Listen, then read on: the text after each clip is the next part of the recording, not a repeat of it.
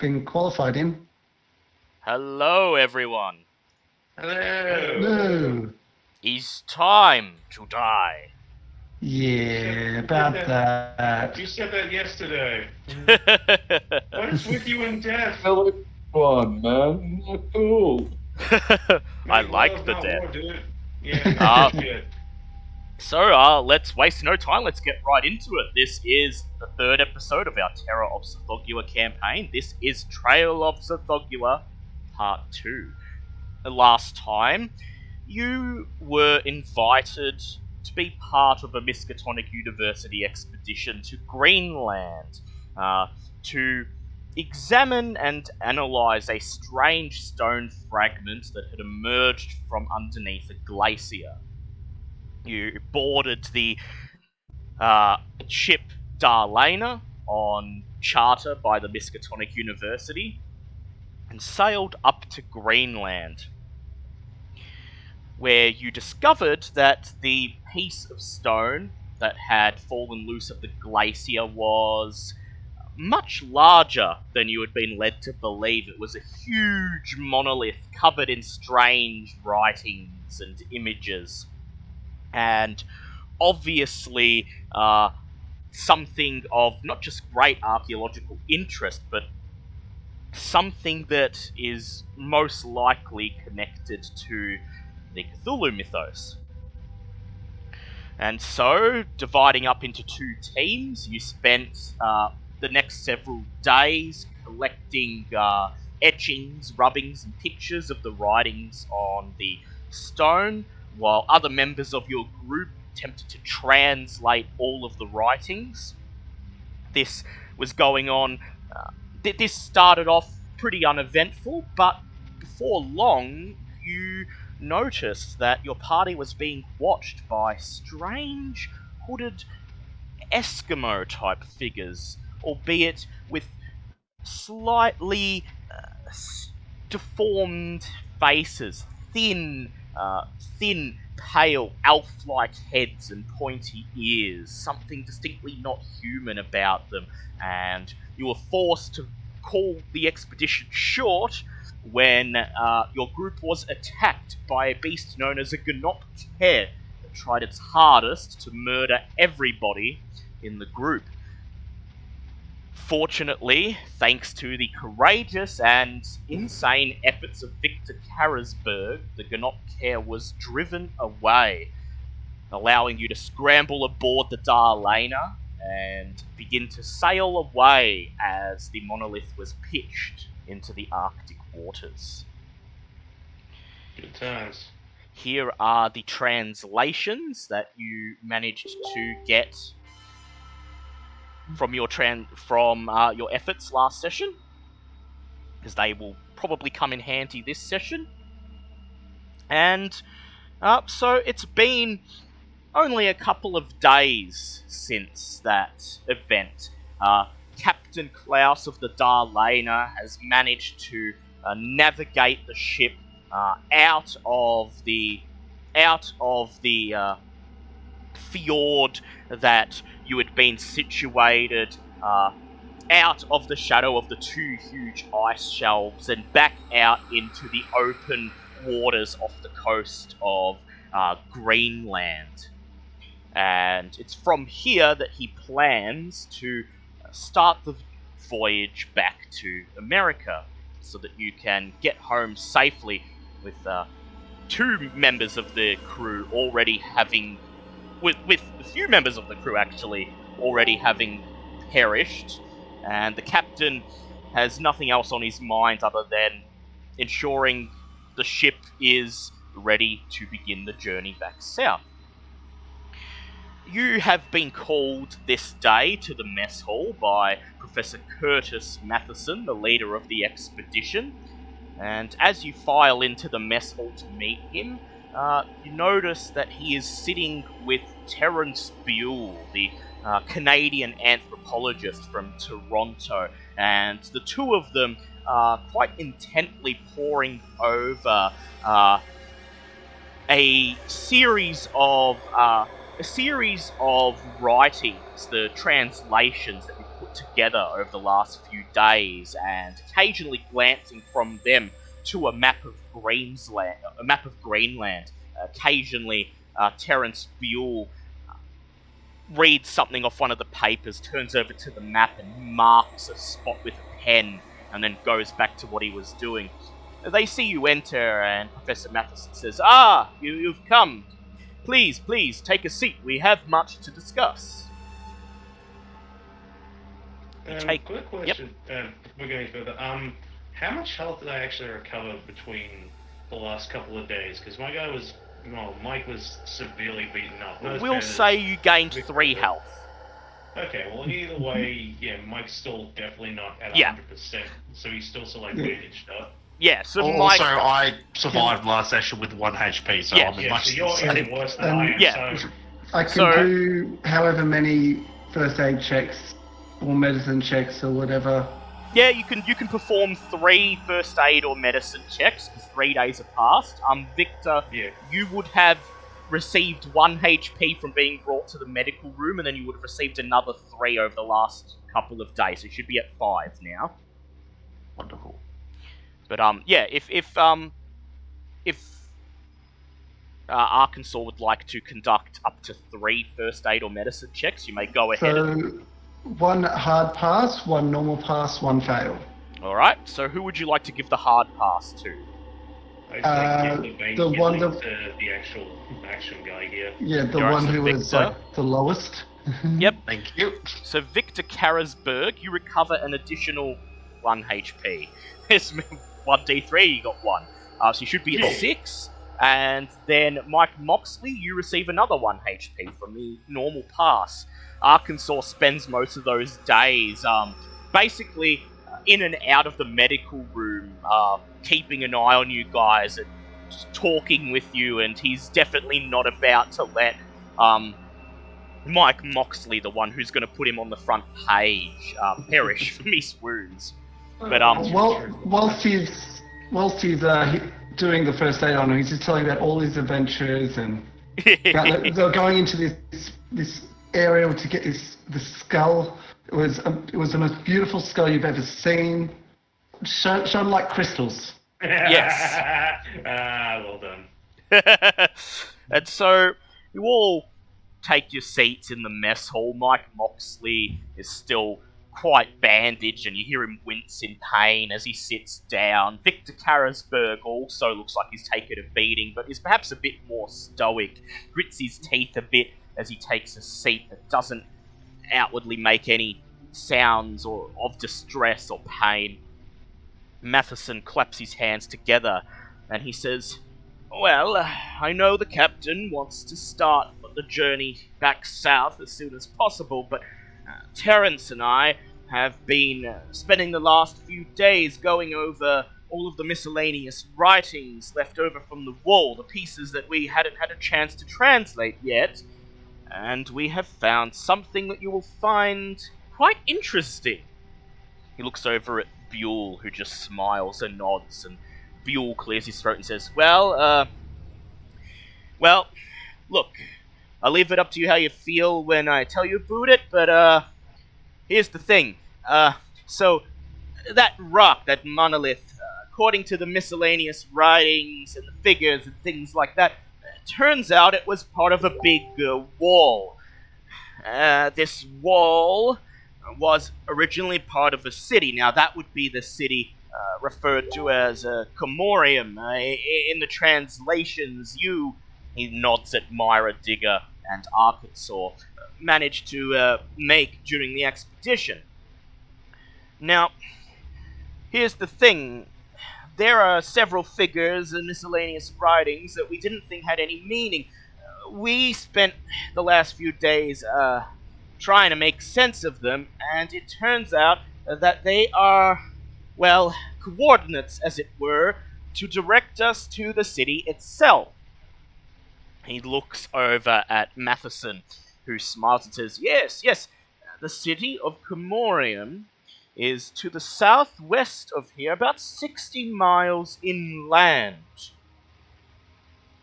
He says, Now, I've already spoken to the captain, and Klaus is eager to travel back to America as soon as possible. I think the loss of those poor Frenchmen and the crew members in the attack of that ghastly bear creature weighing heavily on his mind. But I feel if we've come this far, and we know the location of the city, we have a chance to make the archaeological discovery of a lifetime, and we should think twice before simply tossing it away. So, The second he starts saying that, I go, it's funny, the last guy we worked with said something else very similar to that. What happened to him? he just nods and he says, well, Professor Manning perhaps was not quite prepared for what he would find. I feel after the events of the last several days, we're all prepared for what may await there. And so we have had this chance thrust upon us. We should take advantage of it. So I'm not going to simply override the captain's wishes. The captain said I must put it to a vote. And so I'm going to do so. We're going to put it to a vote, and if we find the majority in favor, I will ask the captain to sail us around the southern cape of Greenland. We will stop briefly in the town of Godthorpe. He points to a spot on the map. We will prepare for the expedition there in Godthorpe, and then a party will embark across the land towards the coordinates that Terence has found. He points to a red X that Terence has drawn on the map, a short distance inland from Godthorpe. He says, so, all in favour? Immediately he and Terence Buell raise their hands. Arkansas looks at the journalist. What does the journalist do? Just a very heavy sigh and going, look, I don't know how much help I'm going to be if anything else like that comes back up. Hell, I nearly died last time, but work is work, and my boss will have my ass if I don't, so very, very hesitantly raises his hand. As soon as Arkansas sees that, hand straight up. And Myra Digger just sighs and she puts her hand up. Archibald Woodham looks over at Victor Carrisberg and says, well, Victor and... Yep. Carrisberg's just basically sitting there playing with his knife, which you notice the blood hasn't actually been cleaned off. It's starting to dry. Yeah, the blood from the Gnot Care. Yeah. Archibald Woodham just looks over at Victor and he says, well, Victor and I aren't exactly archaeologists. We're in it for the adventure, and, well, adventure calls. And he puts his hand up and waits expectantly to see what Victor will do.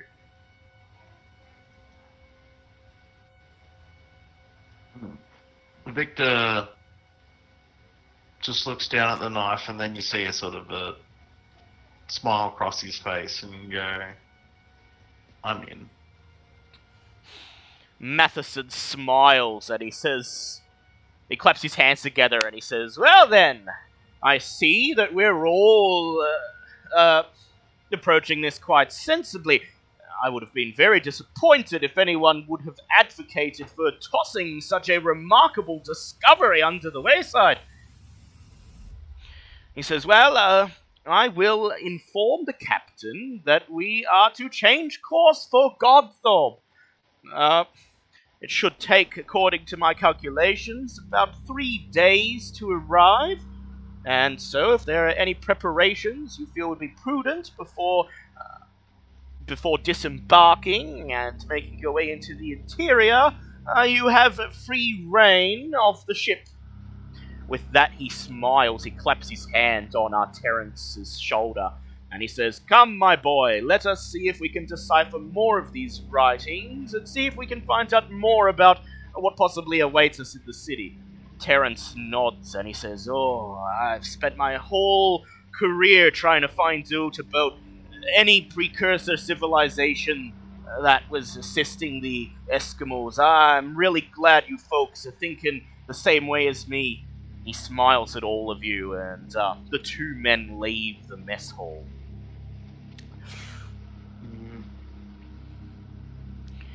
So the voyage around the southern coast of Greenland and then back north to Gotthard on the west coast will require about 3 days of sailing time.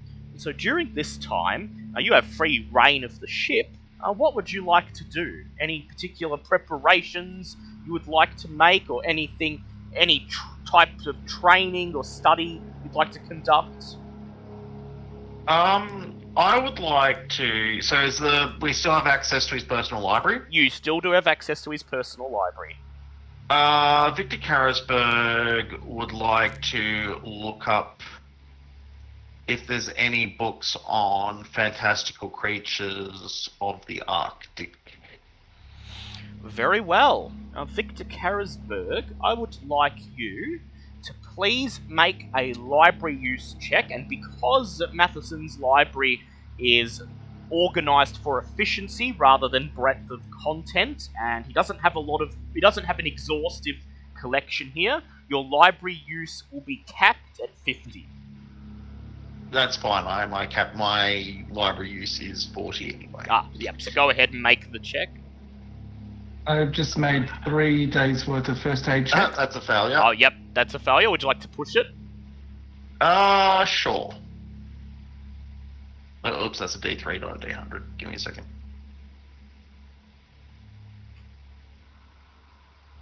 Fail. Fail. Yeah. So you flip through his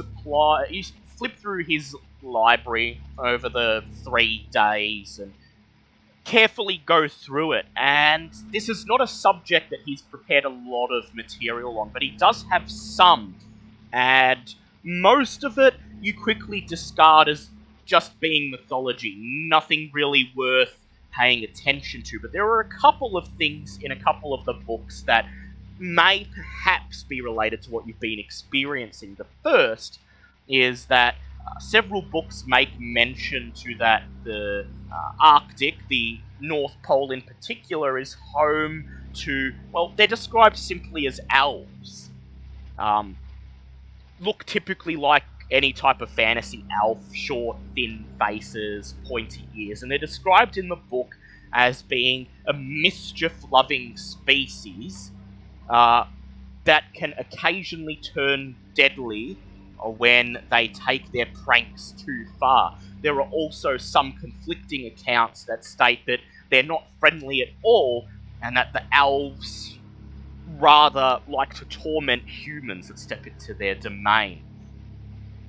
Also find references to a creature simply referred to as the Black Tentacle, and it is known to attack travellers in the Arctic wastes, occasionally sinking a ship, and attacks ferociously without warning, and there is no known way to placate it.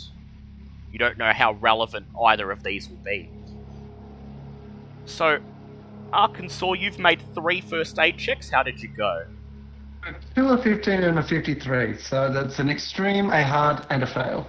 Okay, so who would you like to... Well, in that case, there's no difference between an extreme and a fail. So, Victor Karasberg, you recover 1 HP. And Mike Moxley, you recover 1 HP.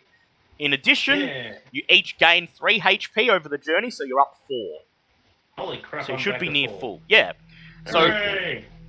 some first aid from Arkansas and some rest and relaxation along the voyage pretty much sees you nursed back to full health. You still have some bruises and some scuff marks, and it aches a little bit when you make sudden movements, but for the most part, you are back at... you are fighting fit. So, Mike Moxley, what would you like to do for the voyage? Not sure there's a whole lot I can do, honestly. I know I got the library and whatnot, but I'm not sure if I've got any. I don't really have any skills in any of that sort of stuff, unfortunately. So You have access to the climbing gear that's left over from the expedition. Would you like to perhaps practice climbing and see if you can get better at it? Actually, after the last time, after what happened, once I'm recovered, I'm gonna start working on that instead. Yeah.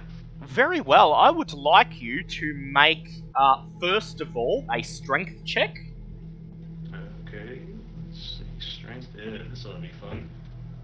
I have to push that because my strength is dumb crap. I'm gonna spend 2 luck to count Yep. as a pass. Now, please make a dex check. Okay, slightly more positive about the dex check. Still have to push it though. Okay, it's my dice. Having a great day. Ooh, that's an extreme pass. So, your brush with death are still fresh in your mind. You spend the 3 days, all of the daylight hours, on the deck of the ship, and you have some of the crew help you set up some of the climbing equipment, and you essentially spend all of this time fixing the rope harness to yourself and climbing up and down the excavation crane on the deck over and over, growing more familiar with the ropes and the harnesses and how to manipulate your weight when you're attached to a surface moving up and down. And so your climb skill increases by 10. Ooh, shit, yeah, I'll take that. 50-50 chance of falling the next time something goes to shit. Thank you. Finally, what would Archibald Woodham like to do for the 3 days? If he's here. I think everyone's still gone. That's alright. So occasionally you catch glimpses of Archibald Woodham over the 3 days. He seems to spend most of the time confined either to his quarters or down below deck in the cargo hold, rifling through all of the crates of supplies, holding out his pith helmet in front of him and supplies in his other hand, and almost comparing the two, looking at his pith helmet and various other objects laid out before him with a strange smile on his face. Oh, God.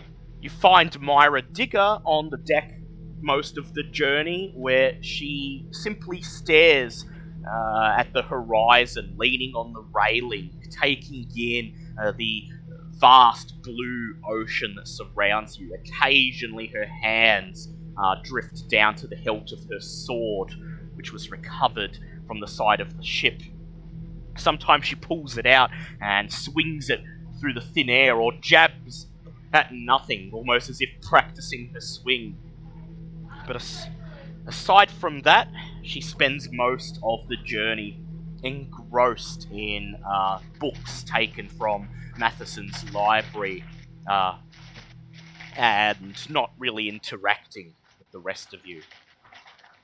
So, 3 days pass, the voyage is uneventful, and the ship eventually anchors in the bay at the end of a long wooden jetty, running about half a mile out from the frozen shore just in front of Godthar. Captain Klaus and the crew lower the gangplank so that you can exit the ship, and you all disembark. Yes, Mike? Oh, yep, no. I thought you were going to say something. Yeah, so you all disembark, eager to feel dry land under your feet for the first time in several days. The town of Godthorpe has a population of slightly less than 2,000 people, according to the sign at the end of the pier. And looking around, you see that almost all of them are Eskimo. A few of the buildings are made of imported wood, but most are Eskimo huts of stone and turf. Downwind is a blubber boiling establishment. Its many racks filled with drying fish, seal, and walrus skins, filling the air with the rather unpleasant stench of curing fats. Eskimos can be seen along the icy shore preparing skins or repairing fishing boats, and on the streets of the town carefully picking their way through the deep spring mud. The occasional person of Scandinavian descent can be easily recognized among the shorter, stockier Eskimos who seem to make up the most prominent demographic in the town. As soon as you reach the end of the pier and take your first steps into this town, Matheson and Buell step ahead. They turn around to face you, taking in the sights and sounds of Godthub, and then Matheson clears his throat and says, Buell and I will be heading up to see the governor. What was it in the local language, Terence? Terence looks over and says, the colony Bestrayer, sir. Matheson nods and says, yes, the colony Bestrayer. We will need to secure his permission if we're to mount an expedition inland. And so I will go and see him, introduce ourselves, tell him about our expedition, and then I will get to work outlining our itinerary and making sure all of the, formalities are conducted. I will leave it up to you to outfit yourselves for our expedition. I believe this town should have, at the very least, a general store where you can purchase some supplies.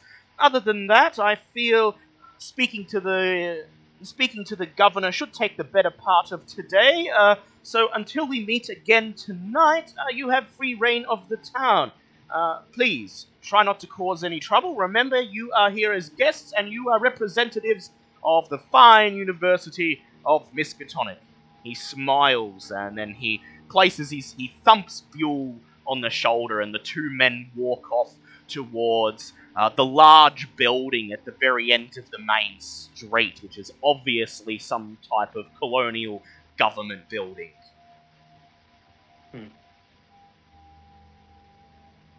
So, you look around Godthob, and I would like everybody to please make some spot hidden checks.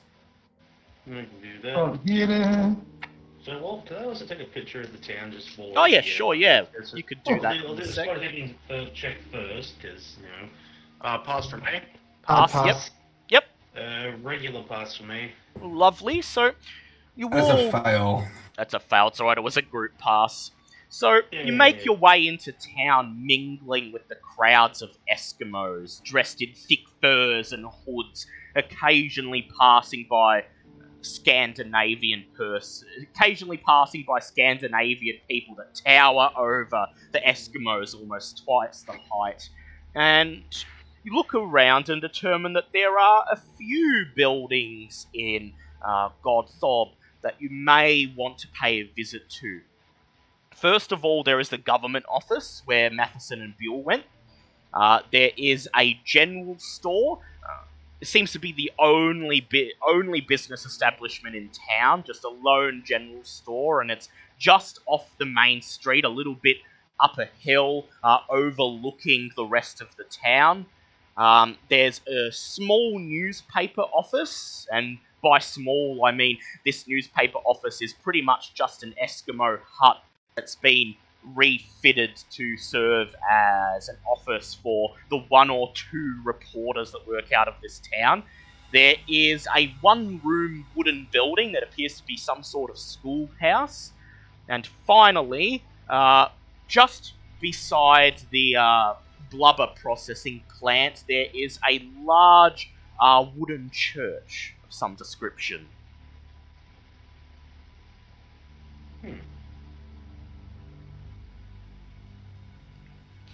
So while the others decide what they would like to do, I will have Mike Moxley, you perch yourself right in the middle of the main square, so you can get a good view of the street leading down to the pier and the Eskimos going about their work, and you get a good view of the Darlena docked in the bay. Set up your tripod and your camera. Please make a photography check.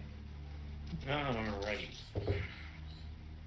That is a 20, so I believe that's a hard pass. Yep, you pull the cord on the camera whirs, the bulb flashes, and you get some good pictures that you think will speak for the quaintness of this small town. So once that is done, what would you guys like to do? Since Arkansas has sort of become unofficial medic, would like to go and try and see if they can get some sort of like supplies, bandages, things that might Yep, so that would be the general store. general store sort of thing to try and protect as best they can. Anyone else going with him? No. I would like to go somewhere more antiquarian, let's say. Okay, so you'd probably like to go to the church.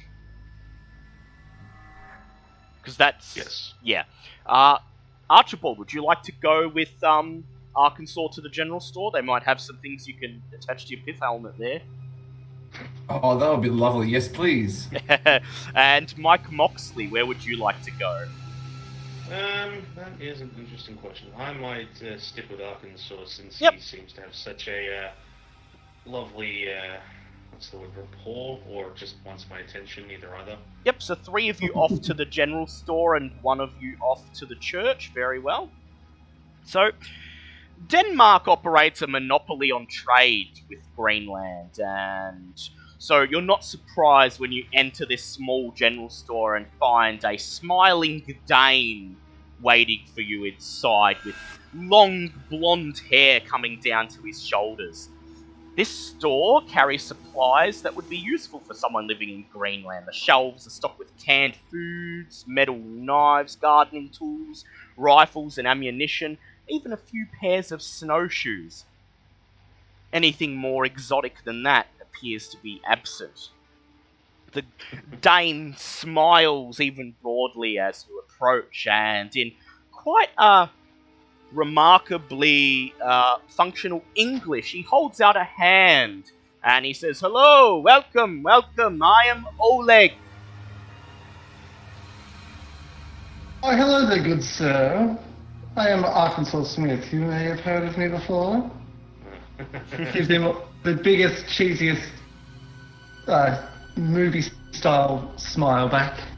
I'd like you to make an education check, please. And make an appearance check, please, Arkansas. Appearance? It's either gonna be really good or really fucking hilarious.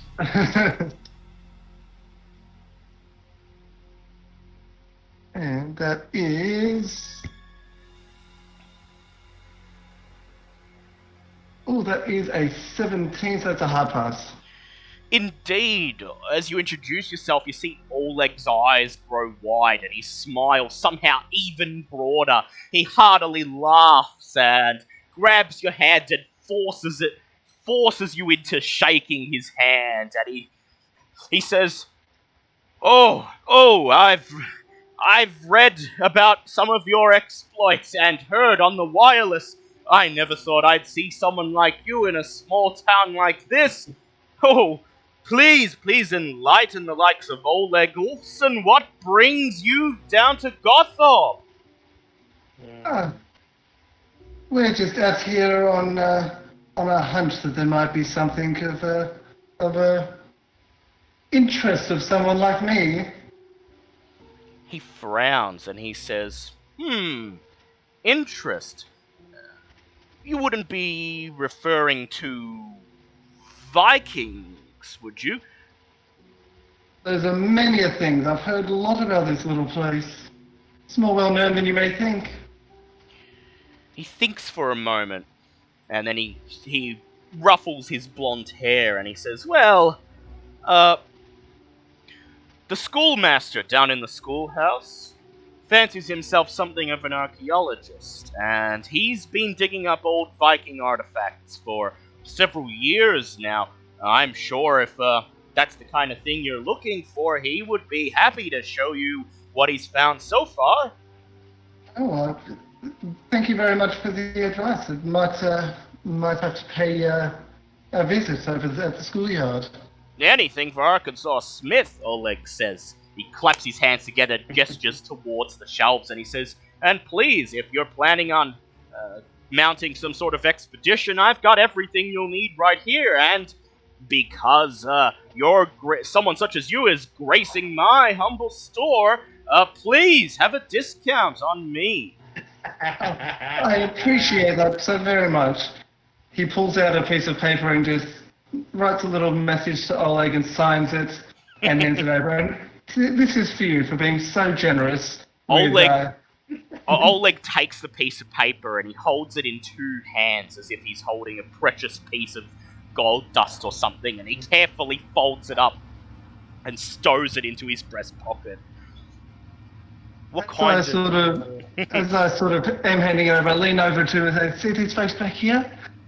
They're not the most handy, and they've got themselves into a little bit of a pickle. Do you have any supplies that might aid in keeping them alive, if you know what I mean? He says, medical supplies. Well, there's not a lot, and most of what we get gets sent up to the government office, but I think I have some medicine. If you'll wait a moment. He turns around and disappears into the back room, and a few minutes... As he disappears, Arkansas just turns around and gives a wink to the other guys. Yeah, I'm not gonna any complaints from me. Yeah, no complaints from Mike Oxley. A few minutes later, Oleg emerges from the back room, his arms laden in what you quickly could tell are bottles of medicine, bundles of bandages, and other medical supplies. He lays them down on the counter in front of you, and you determine that there are enough supplies here to give you advantage on your next 3 medicine or first aid checks. Oh, yay. Thank you so much. Oleg smiles and he says, now normally I would not let these go to just anyone, but because it's you, I think I could drop the price a little bit. And he asks for $200 American dollars. Which is actually quite a huge amount of money. Yeah. But being the person that I am, I do have that sort of money. Wow, modest much? Nope. This is Christmas for him. So Remy, what's happened is Professor Matheson has finished translating what's left of the writings. He's determined that the stone object was part of a city wall, and that the lost city is 60 miles inland in Greenland. So they've sailed the ship around to the town of Godthorpe, and Matheson is off speaking to the colonial governor to get permission to mount an expedition, and the rest of you are just walking around town, buying supplies, seeing what else you can find. Okay, cool. So, I'll ask what you're going to do in a moment. But, so Arkansas, will you happily pay that money? Well, yes. Because he's been such a gentleman and looking after us so very well. Okay, well, Archibald and Mike, is there anything you are looking for in the general store? Yes. What would you like, Archibald? Whilst they're having a look at other stuff, I'm just telling Oleg all about the stories that have already been published. I'm telling him like my side of things and just giving him a good old... He is listening with rapt attention.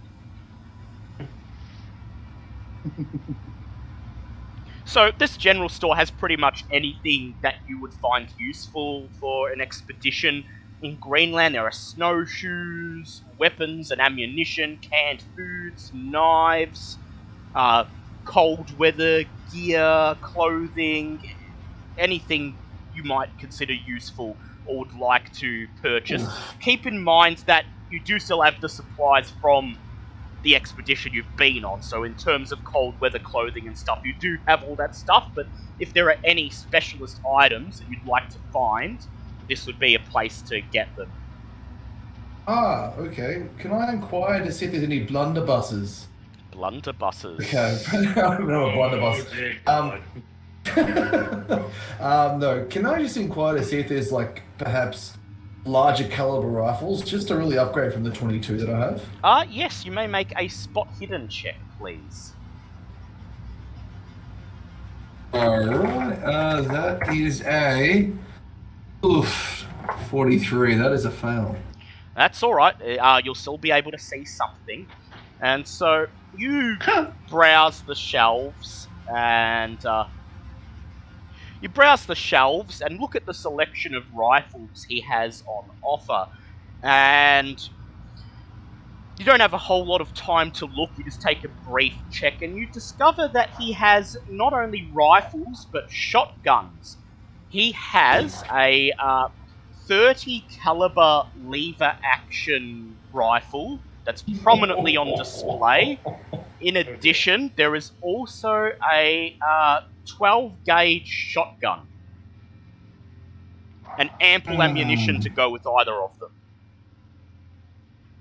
Oh, that lever action. That just, reminds me of the good old days when trekking through the Afghani forests. Can I make an offer on that one? Thank you. Yes, you reach over and grab it and you notice that the price tag hanging from it reads $150, at least double the price that it would go for in the States. Can I attempt to haggle with him? Yes, you can. So you carry the rifle up to him, and he moves over to the cash register, ready for you to pay, and you tell him, what would you like to say to him? I would like to use my abilities in exploration to really give credit and to really showcase his wares back on my adventures. So, come here, a bit of promotion. Really spruik his apparel. Yes, well, you are in Arkansas entourage, so he'd probably be open to that. So please make a charm check. Okay, charming. What have I got? Charm. Oh, 50. Ooh, okay, let's try this. Okay.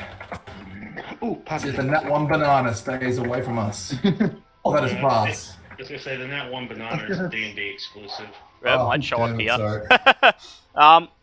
So was that a pass? That was a pass. So he looks at you, shakes his head apologetically, and he says, "I'm sorry you find the prices so steep.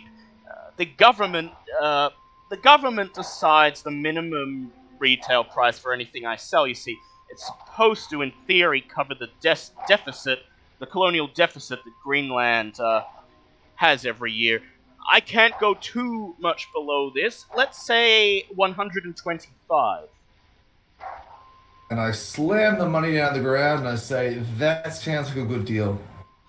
And sort of just pipes up and says, I forgot to mention our reporter over here. He's got a flashy camera.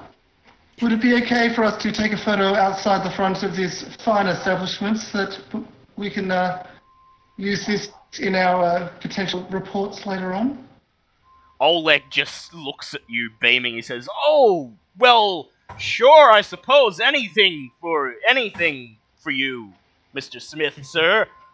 And so Do Mike, we have a fanboy here? yes, Yeah. we do. Okay. So, Mike Moxley, is there anything you'd like to purchase in particular here? Again, I don't have a whole lot to offer outside of journalistic work, so I'm not really sure. Like, I already have all my winter gear, so I'm not going to freeze to death the next 5 minutes. Yeah, we had enough proper winter stuff. Yep. Or So you just want to set up your camera and take a photo with Arkansas and Oleg outside the front of the store? Yeah, it seems like a good idea. Yes, we go out the front, we get in the photo, and I put my hand out to shake his hand in the photo. Make a photography check, please, Mike. God, push that. Come on, I have like an 80 in photography. I shouldn't have to be rolling more than one of this crap. That's a 40. It's a hard pass. The bowl blinks, the camera whirs, and Oleg heartily laughs as the cold wind blows his hair and makes a balloon out behind him and Arkansas, making both of them look quite heroic in the shot. Oleg laughs and he says, I've never felt like a movie star. He comes over to you, Mike, and he says, "You know what? Have this as my thanks." He reaches into his breast pocket and he hands you what appears to be some sort of bone charm on the end of a necklace. mean, thanks. If you don't mind me asking, what does this do? He says, "Oh, one of the Eskimos brought it in, traded it for a pound of fish. They found it. They found it down by the beach. Dug it out. Thought it was worth something. I was gonna put it up. See if I could grab, a couple hundred pounds for it. But I don't think anyone here is gonna want to buy that. So yeah, feel free to take it with you. I don't know. Maybe it's worth something back home." A lucky charm from a lucky man. Yeah, I mean, I'll take it. Thanks. And so, you guys have finished your business at the general store. So before I cross over to Victor, I'm just going to ask Myra, is there anything you would like to do? This town is quite small, but it does contain a general store, a newspaper office, a schoolhouse, and a church. Mara would also like to go to the general store, actually. Yep. So we'll just say you were there while everyone else was there. What would you like to do? I would be looking for, the old-fashioned, oil lanterns, like... Yes, definitely. Got the wick and the glass hold. Yeah, you want a kerosene lantern. That's what it's called, yes, a kerosene lantern. Yep. So I'd be looking for a kerosene lantern, a fair amount of extra kerosene, and if he has, like a clothes rack that has some old shirts for sale on it. Yep. So he does have all of these things. They're quite easy to find. And so you purchase, would you like a lantern for each person or just one? I would like to buy at least 3. Yep. So you purchase 3 kerosene. You gather up 3 kerosene lanterns, a spare jerry can of kerosene, and some old cold weather coats. These ones look quite moth-bitten, and you notice Oleg has marked them. Flammable. Yeah, they do look flammable. You notice that Oleg has marked them down with quite a considerable discount due to their age and wear and tear, and he offers you all of these items for $30. Oh, $30, okay. I don't have any cash on me because I spent it before we got on the ship. Can I take that out of my assets, or is there somewhere that I can get cash? Well, you probably wouldn't be able to get it out of your assets here. You would have to borrow money from someone. Okay, because I've got a spending level $50, 0 cash at the moment. Oh, well, if you've got a spending level of 50, then yeah, you could just pay for it. Because your spending level, that is, you wants some of my always got cash. that money. I'm in the same room. No, he doesn't need it. You've always got that spending level. That money is always on hand. Okay. So you can spend up to that. You can spend up to that amount per session without needing cash for it. Okay. So that means you have $20 of spending level left. Yep. So yeah. Sure. I'll purchase those. Oleg rings it up on the old-fashioned cash register, and as you leave the store, he is smiling once again. Obviously very happy that these foreign expeditioners have basically bought a month's worth of wares from him in a single day. Damn. I will give one of the lanterns to Tom's character. I've forgotten his name, Victor. sorry. Victor Harrisburg. Yep. One to Victor Harrisburg because he has experience knowing what fire will do to what potentially may be waiting for us. And then I give the last one to Smithy because... Sorry, I don't know everyone's character's name. Arkansas Smith. Arkansas. To Arkansas. Yep. Right. Yeah. Smithy. Because M1's character will need both his hands for his gun anyway. So. He will, yes. So we cross over to Victor Harrisburg, who is checking out the emissary. So you move up to this simple wooden... Yep, Victor. Yeah, I wasn't been talking. Yep. You move up to this simple wooden church, and there's a snow-caked sign out the front, and you can just vaguely make out the faded words, Church of Copenhagen. And you move past the sign, you grab the single wooden door and push it open with a loud creak, admitting you to a sparsely furnished worship hall. There are 4 pews lined along the walls of the hall, and there's little in the way of decoration save for a mural of Jesus Christ along one of the walls and a wooden crucifix behind the altar at the front of the hall, which has a purple silk cloth placed over it. You see a door behind the altar. It seems to lead off to the minister's quarters, but also, from what you can tell, a very modest library. You could just see the bookshelves full of tomes on the other side of the doorway. The minister is currently at the altar. He has his Bible open in front of him, and as you enter, he doesn't appear to notice, as he appears to be deep in prayer, the Bible open, his head bowed and his eyes closed as he silently prays. Can I see what he has the Bible open to? Yes, you may. If you'd like to walk up and make a spot hidden check. I would like to walk up and make a spot hidden check. That is a failure. Yeah, you walk up. You walk up, and your footsteps echo on the wooden floor. And as you reach the altar, you try to catch a glimpse of what portion he's reading. However, he hears your footsteps and looks up as you approach and slams the Bible shut. He clasps his hands together and smiles and speaks a greeting in what you would hazard a guess to be either Danish or some other Scandinavian language.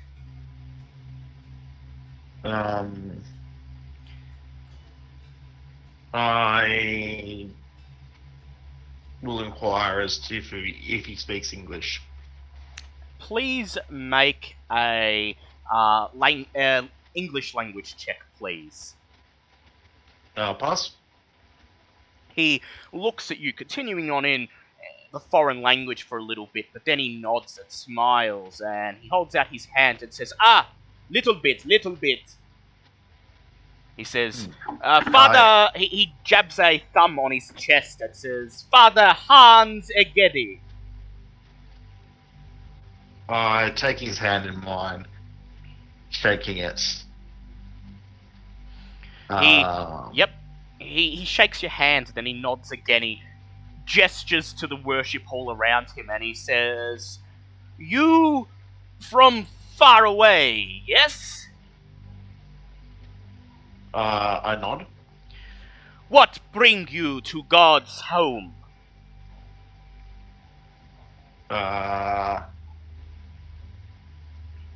Worship and knowledge. He nods and he says, Worship. Please, sit, commune with God. Knowledge. What knowledge? What knowledge you seek, huh?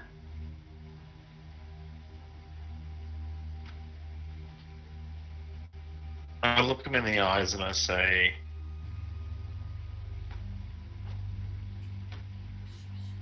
where I have seen into the eyes of Satan's worshippers,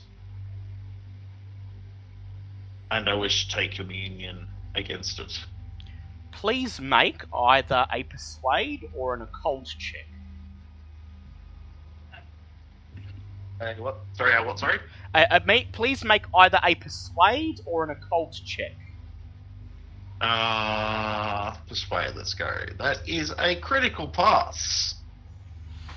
The father nods, and he says, You speak of the ones before, I believe? I take out my dagger and I show him the blood on it. He nods, and he says, please, follow. And he gestures for you to follow him. I do so. He leads you into the small library behind the worship hall. This library is very small, but it contains a number of very old-looking books with Latin titles written on the spine. Some in more modern languages, most of them pertaining to the history of Denmark and Greenland. The father shuffles down between two of the bookshelves and runs his finger along the spines of some of the books with Latin titles, and there is silence for a few minutes until you hear him say something in Danish under his breath, and he retrieves from the bookshelf a small, plain leather-bound book. It does not have anything written on the title or spine, and when you open it up, you quickly determine it to be some type of journal.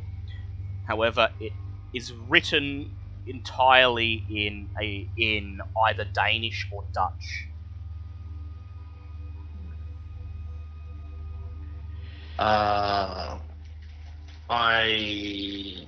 try and communicate, asking whether I can borrow the tome for a short time. Please make an own language check. Fail. Can I push?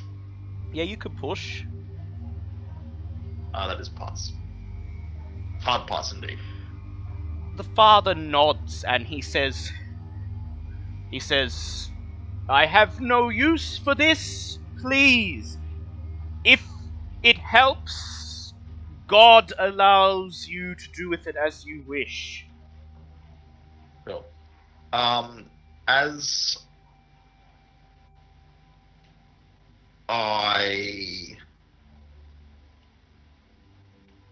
before I leave, I also wish to take communion or just do some sort of Christian-y ritual stuff in the off chance that it helps. Yep, so you let the father lead you back out to the worship hall. He gestures for you to take a seat in one of the pews, opens his Bible, and begins to lead you in a Danish prayer. Please make a power check. That is a hard pass. So over the last few days, you've come to perhaps question your beliefs, yet this service still brings you some measure of comfort, and you may increase your san by 1. Wonderful. As I leave, I will leave $10 in the communion. Yep, in the collection plate. Yep, you leave some money in the collection plate. The father silently nods as you place it, and as you walk away, he says, God be with you, and then closes his eyes, continuing silently in prayer. You emerge back out into Godthorpe and catch up with the rest of the party as they're making their way down the main street from the general store. You spend a brief moment inspecting the supplies that the rest of the group bought, and how do you feel they're adequate? Any other suggestions you particularly would like to make? Can I make a survival check to just make sure that we've got everything we'll need? Let's say leading towards being over-prepared rather than under-prepared. Yep.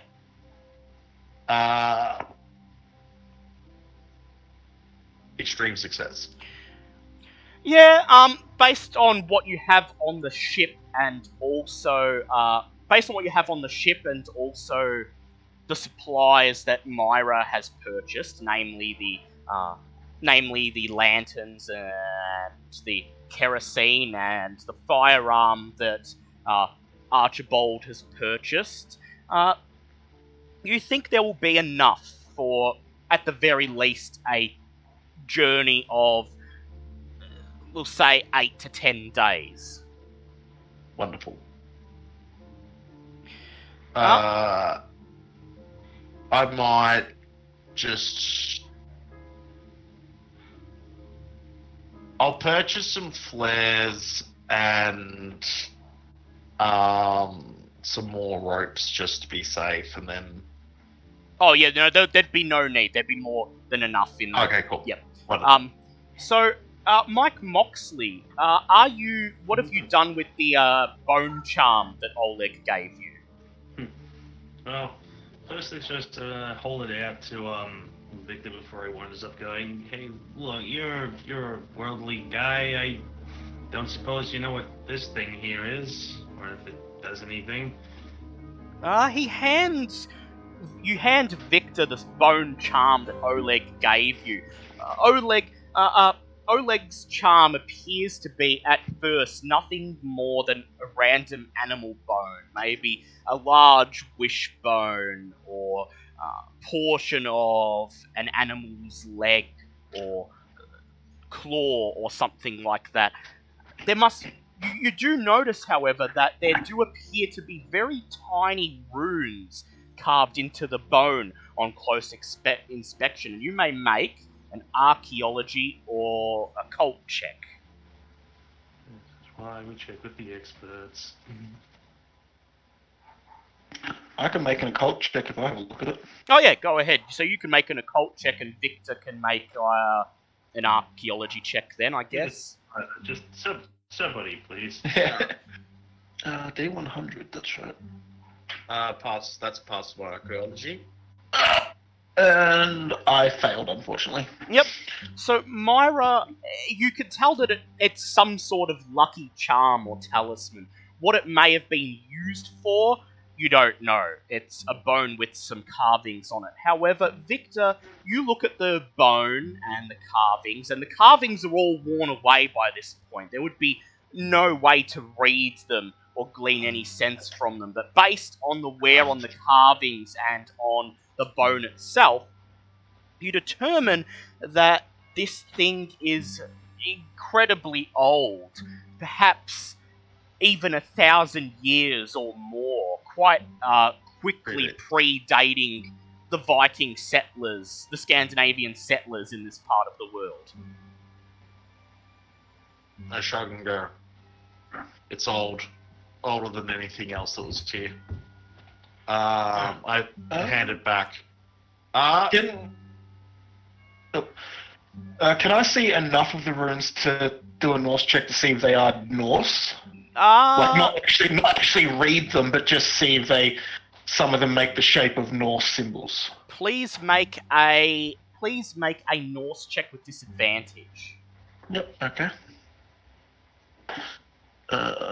No, that's a fail straight away. I've got a 94. Yeah, there's So far. I'm not even going to roll the second one. By this point, the runes have been blasted away with dirt and snow, and they're barely little more than scratches on the surface of the bone.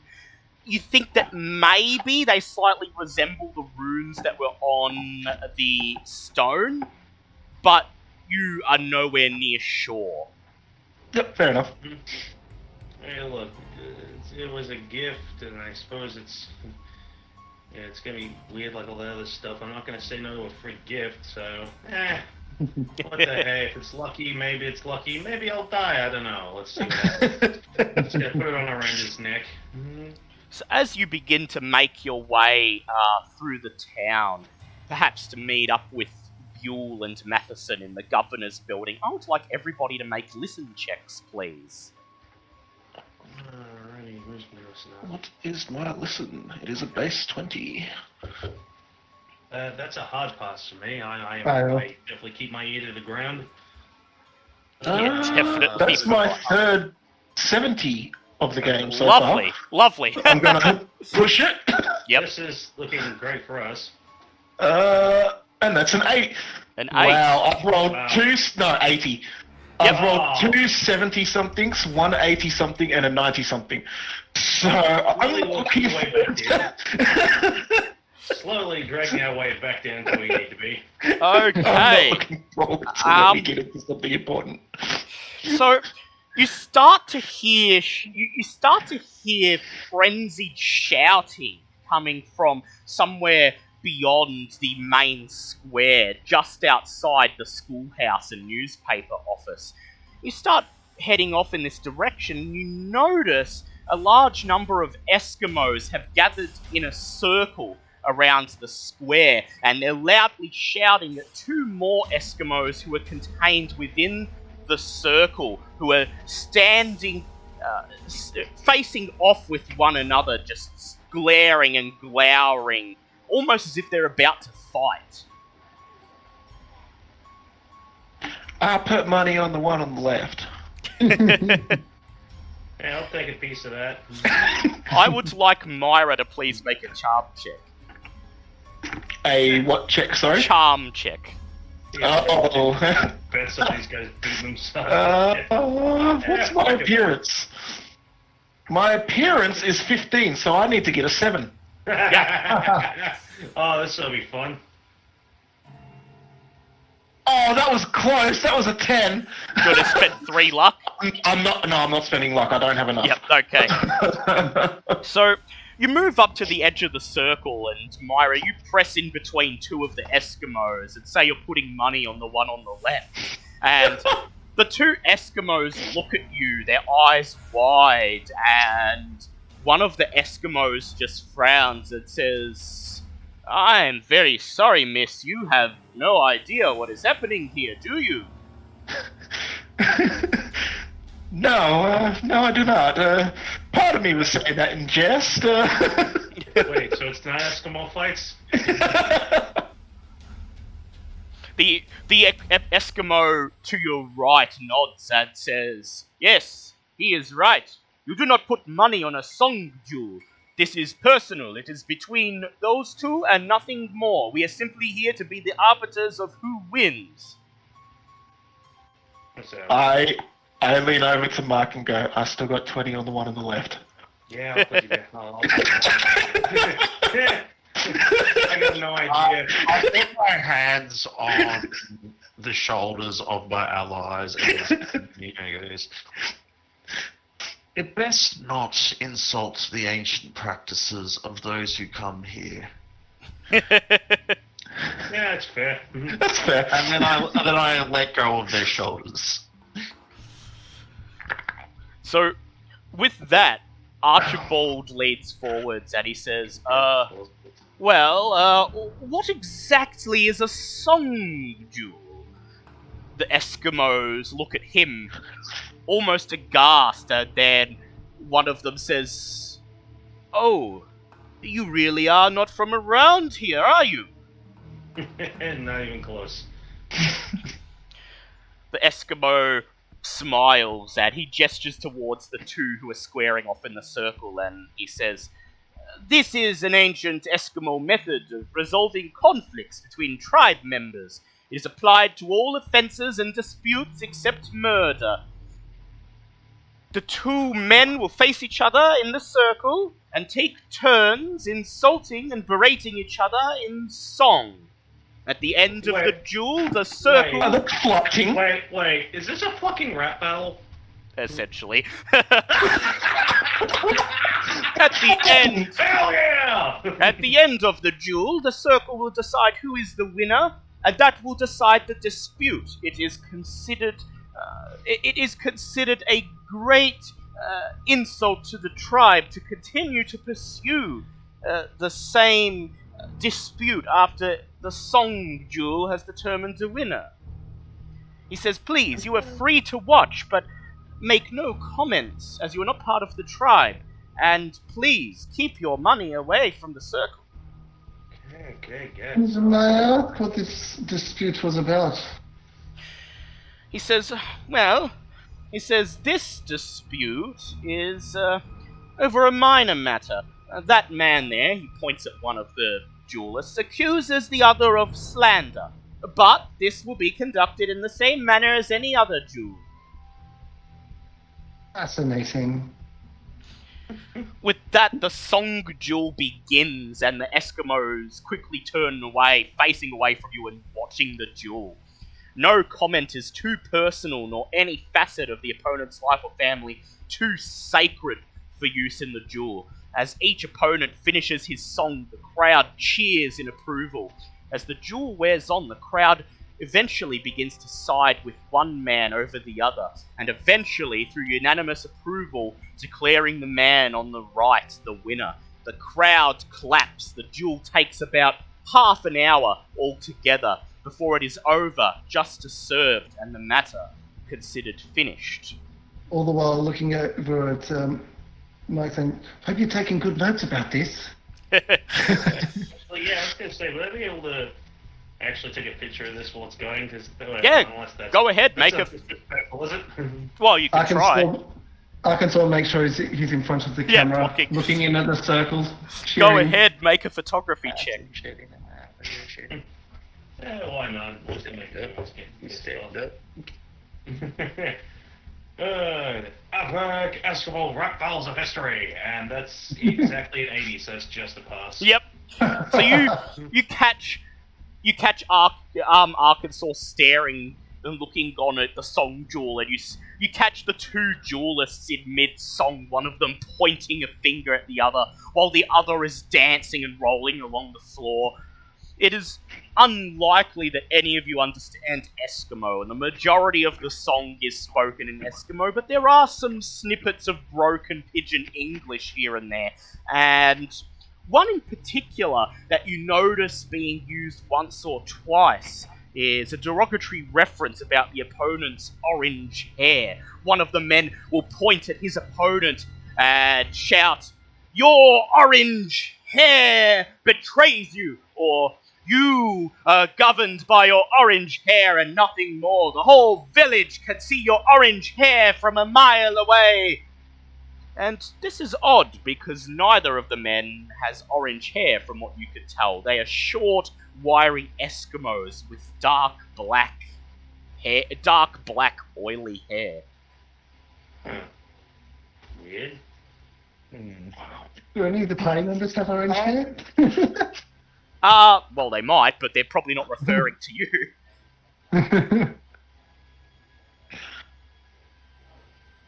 Would you like to... if you think this is worth asking about, you can feel free to ask a member of the crowd.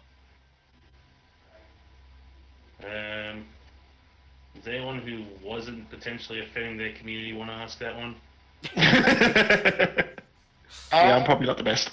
Yes, I would. I lean over to one of the onlookers and I ask, well, orange hair seems to come up a lot, yet perhaps it is my cultural misunderstanding, but I don't see the relevance and or shame in having such hair. One of the Eskimos turns to you and says, "Orange hair may not be an insult to you, but in our culture, to say someone has orange hair is to imply that they are stupid or lazy or ineffectual. Perhaps it's a derogatory reference to the first Vikings, but with the passing of time, it simply is a term of disparagement of... It has simply become a term of disparagement to imply that one is something less of a person."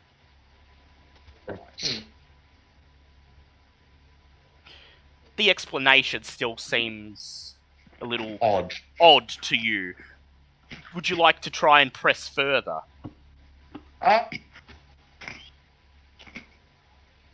Without being rude, if at all possible.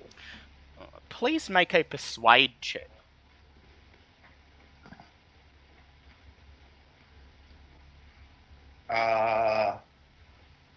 Leave that to pass. I'm just going to double check my character sheet.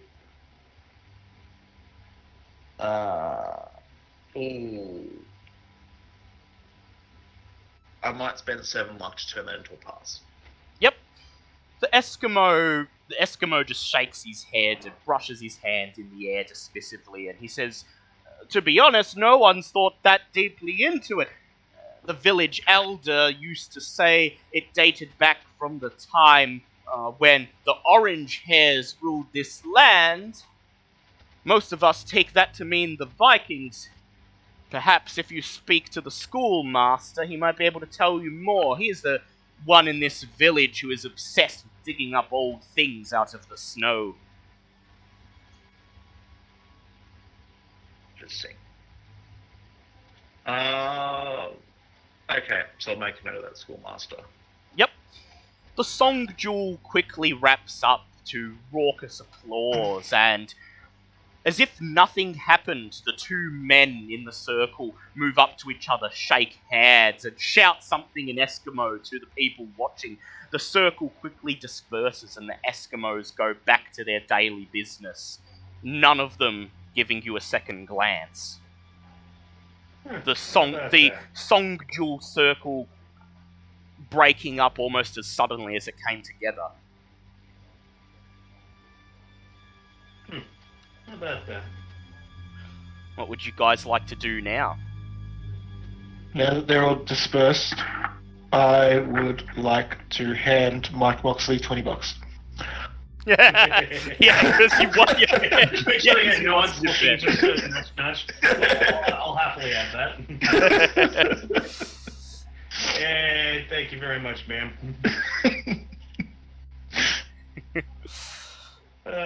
So, Matheson and Buell might be done with their visit to the governor, but you seem to have had a number of people point you in the direction of the schoolmaster. So what would you like to do? The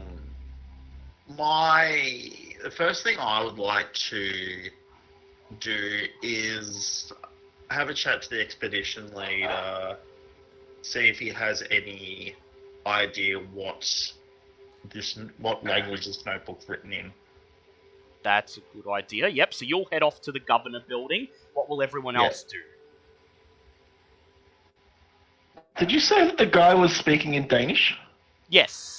The priest was. The journal The priest was that... speaking in English. The journal, I've got really no way of working out what language it is. Yeah, it's written in Danish. Oh, it is written in Danish? It's written in either Danish or Dutch or something like that. Some European language that you can't really identify. Danish isn't Norse, isn't it? No, it it is doesn't not. derive from Norse. No, it derives from Norse, but it's not Norse. Okay. Yes. So yeah, Norse would be the ancient version. Okay, yep. So I guess if Victor's going to head off to the governor building to speak to Matheson, would the rest of you like to go to the school? Yeah. Any interesting tidbits you could throw in about the mission at hand? That'd be pretty good. Yep. Yeah, at the moment, Mira's just tagging along for a bit. Yep. Okay, so Victor says he has something to speak to Professor Matheson about. He starts heading up the road to the big colonial governor's building at the end of the main street. You guys head over to the school. The one-room wooden building that is the public school seems to be filled to capacity as you approach, and you can hear the shouts and laughs of children's voices coming from within. As you grab the wooden door and push it open, it creaks, and a classroom full of mostly Eskimo children turn to face you as you enter. There is a single teacher inside, a friendly-looking man of obvious Scandinavian descent with long red hair. He beams at you as you approach, and he says in accented English, "Children, we have visitors! And by the looks of them, they are from Miskatonic University, no less!" God knows who we are, Ron.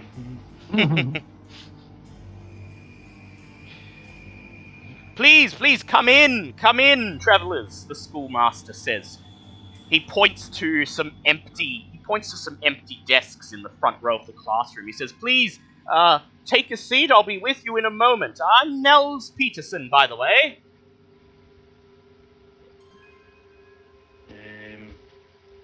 Just leaving the questionnaire here. Not me, because I'm still trying to catch up on everything that we've done so far. I get that feeling. Yeah, that's alright. You literally haven't actually missed anything other than just arriving in town. Okay.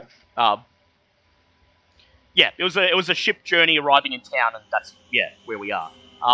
So you take your seats where he directs, and he holds a hand out to advise you to wait. And spends about 20 minutes finishing whatever lesson he's going through with the children, speaking loudly in Danish. At the end of it, he claps his hands together and points to the front door, and the children begin to cheer and laugh as they file out of the building in a mass of colours, essentially all blending together in one excited blur.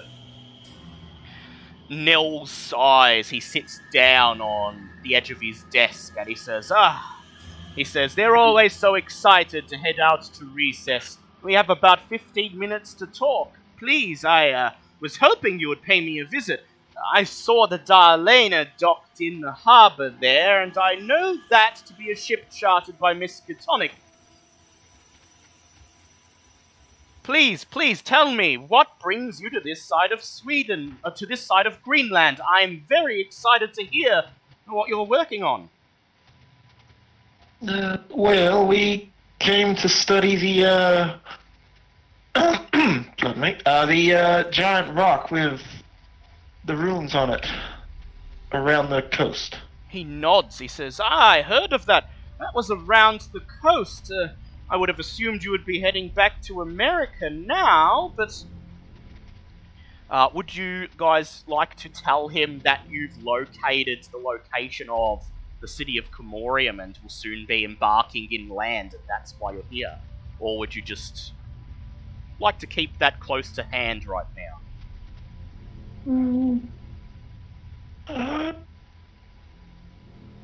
We'll keep it a little bit close to hand. That's a very good question.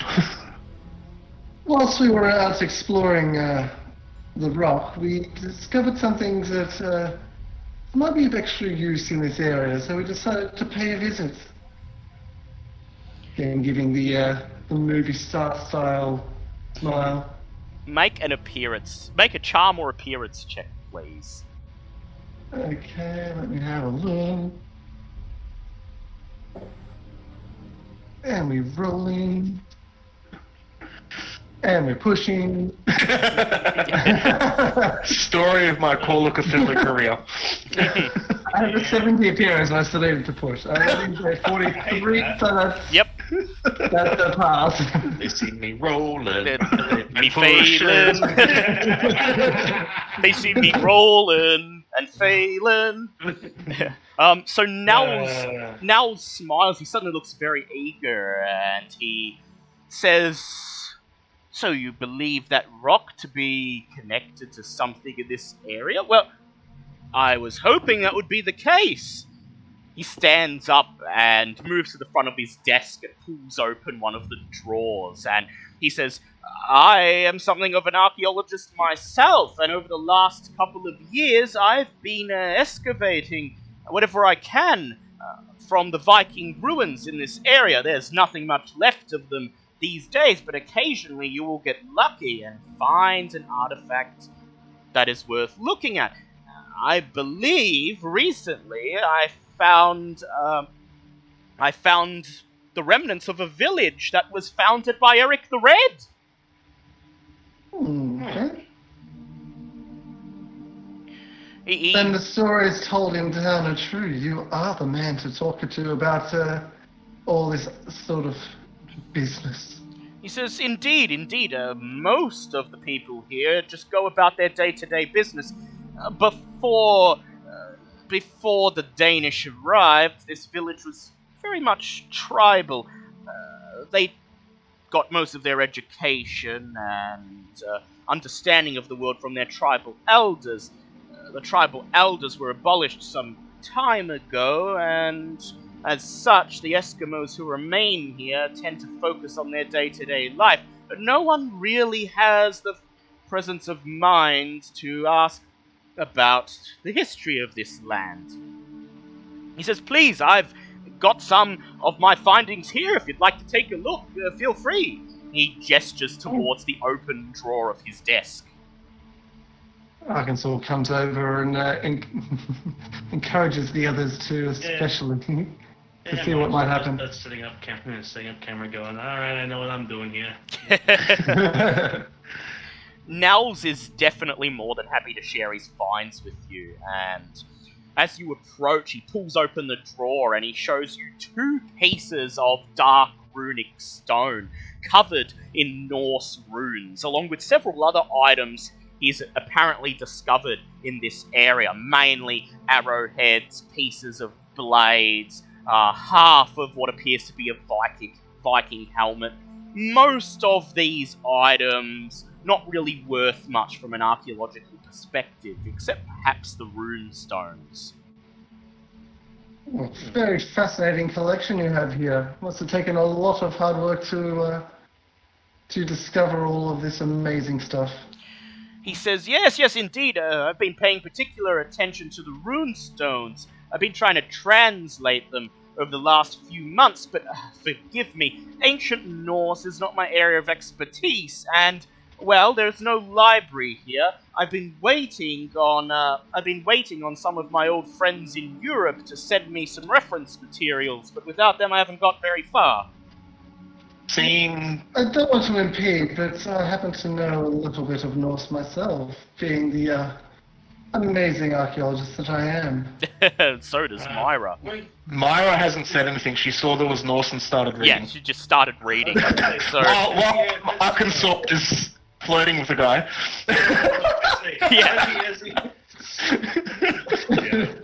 As he says his line, Shut Birdie, not he flirting. sits there with his notebook and whatnot going, guys connected as you, seems kind of odd for you to be all the way out here in the middle of nowhere. What's your, I mean, you either must be have a real thing for this sort of thing, or, you know...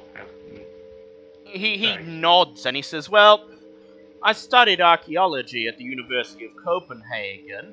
I intended to make my career as an archaeologist. Then I heard that there were postings for school teachers out here in Greenland. The pay was quite good, and I figured I'd be in close proximity to the old Viking ruins.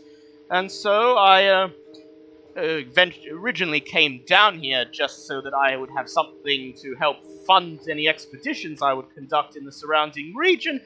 But he takes a moment to glance out the window where you can see the children frolicking in the small fenced-in area outside the school building, and says, well, let's say I've come to enjoy teaching the children far more than I expected. Well, this may be your lucky day, because that's who I am. I would like Arkansas and Myra to please make Norse checks. I got a hard pass of a 26. A hard pass, yep. How did that is a 3. Yeah, so you both pass, so you get the full translation. You spend about 20 minutes writing down a translation on a piece of paper as Nils marvels behind you. What he spent months doing, you've been able to do in a few minutes, and he's just giddy like a school child as you slowly compile the translation. Here is the translation. As Arkansas finishes, he just looks up and at his the surprised look and goes, "Oh, by the way, Arkansas Smith." He just And, he looks down at the translation, and you hear him mutter to himself, "Well, that explains it then." And this may be your lucky day, because if these findings prove to be useful to our expedition, we have a journalist over here who has been taking notes on everything, so you may get your name in the publishings as a helper in our adventure. So here is Let's look at this guy's name. yeah. He's just looking at the translation. He's like half listening to what Arkansas is saying, but he's obviously more excited with this translation that you've just been able to. Sorry. As I translate one of the stone tablets, I want to put down like what rune means for what, just so that he has a reference. Very well. Yes, you're just writing down a reference as you as you make the translation. Here is the translation. It is in Discord. You may go ahead and see what you glean. There's a lot to read. Yeah, I'm getting my fucking glasses. I could read it if you like. If you go open original, it opens up into a very large picture. Yeah. So, do you want to read it, or do you want me to read it? Oh, that's much better. I can read one of the rune stones right, yeah. and then Well, yeah, and then after and then give it to someone else. because you guys both. All right, so you can read the first one then, Myra. Okay. The first, so the Lost Saga of Eric, the Red, the first runestone. On his first voyage to Vinland, Eric spent 3 years sailing up and down the coast exploring the deep fjords. In the second year, while exploring up the east coast, they sighted a small band of Skraeling, I believe it's Skraeling men along the shore. They seemed to be following the progress of the ships, but when Eric's men camped upon the shore, no trace of them was found. Later that year, the Skraeling were again seen along the shores. The Vikings put into shore and camp, but the Skraeling did not appear. The next morning, the body of Magnus, one of Eric's chiefs, was found a few hundred feet from camp. The back of his skull brutally caved in. The Vikings attempted to track the Skraeling into the mountains, but lost the trail after a short time and gave up the chase. When Eric the Red set out again for Vinland, this time with his colonists, he left Iceland with 25 ships. The first day out... 25 ships, the first day out to sea, the sky turned black and the small galleys were battered by a great storm and scattered about by the raging winds, losing sight of each other as the great storm continued to drive them further apart. The ships regrouped the next day, but it was found to the dismay of the colonists that only 14 of the ships remained. The other 11 presumed to have gone to the bottom of the sea. One of the men of Eric's ship, who had sat in the pitching stern of the ship all night, peering into the darkness in hope of catching a glimpse of some of his comrades' ships, claimed to have seen something else. He spoke of great black ropes that rose up from the foaming waves and, grasping a ship, pulled it beneath the water as though it were a straw. The man raved and drooled as he told his story to Eric and the crew. Sorry. Okay. As the day wore on, the man's ravings became insistent. Finally, his madness weaving a spell of fear over the crew of the ship, he was picked bodily up off his feet and pitched over the side by Eric. So, from your knowledge of Norse and anthropology, you recognise the word Skraeling. A Skraeling is essentially the Norse word for elf. Oh, Elves. okay.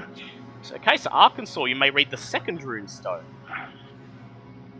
Colonies were established, but within a year, attacks by the Skraeling occurred. When 2 women were murdered while gathering water at a nearby spring, the Vikings once again set out into the mountains in pursuit of the mysterious people. This time, they concerned the Skraeling in their crude mountain village and slew nearly the entire population, saving only one, a young girl who was taken prisoner by one of the Vikings. This young girl became first the slave and then the wife of a Viking who had captured her. After learning to speak some of his language, she told him many stories about her people.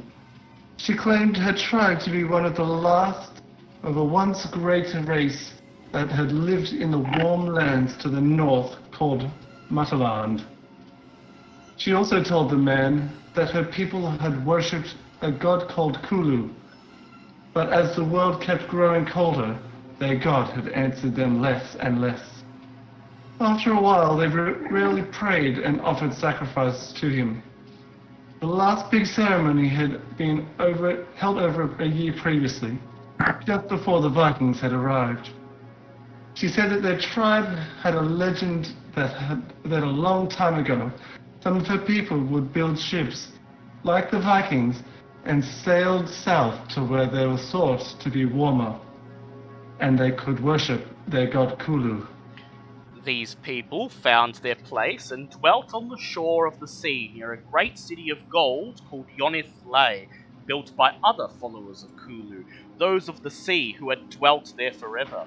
Although they once visited Mutuland often, these people had not returned for a long time.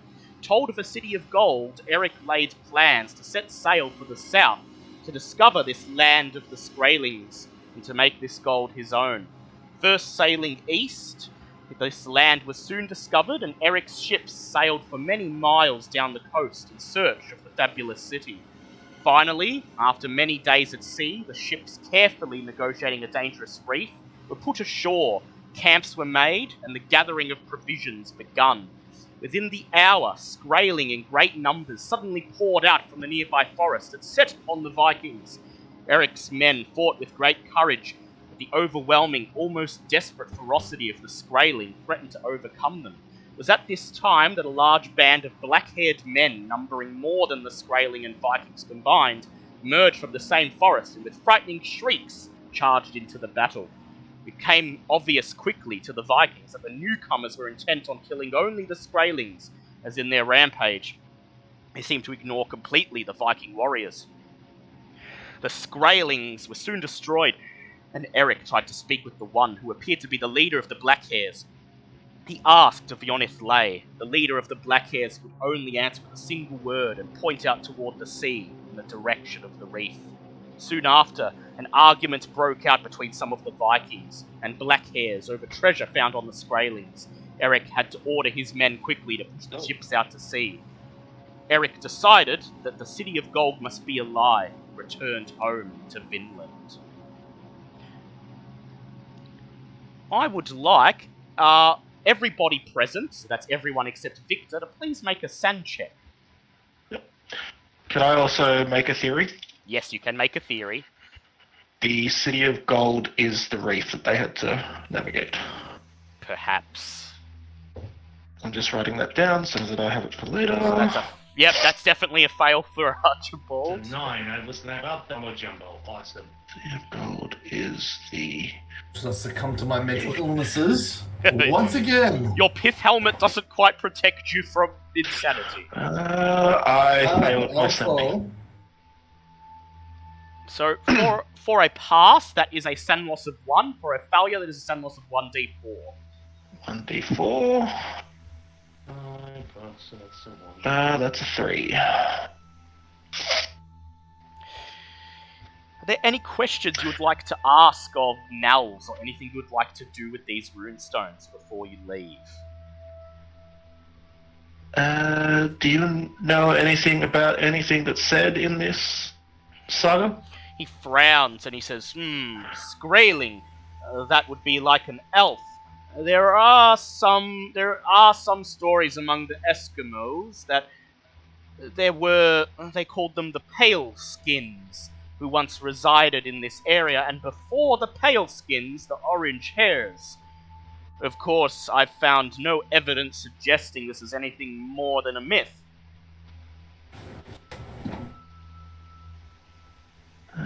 Okay. Well, evidence is pointing towards one of my theories being correct, but not proven yet. Do you know any more about the actual saga itself? Is this something that's being talked about, or...? He says, well, yes, the saga of Eric the Red is quite well known, perhaps not in as much detail as these stones. These stones must be a primary source, perhaps written around the time when these events occurred. The saga that we're mostly familiar with does not contain any mentions of Skraelings, nor does it contain mentions of this city of gold to the south. He says it's almost as if those who made future iterations of the saga deliberately omitted those elements. Powerful religion. As he finishes up, you hear the sound of the door opening and the children start filing back into the classroom, recess over.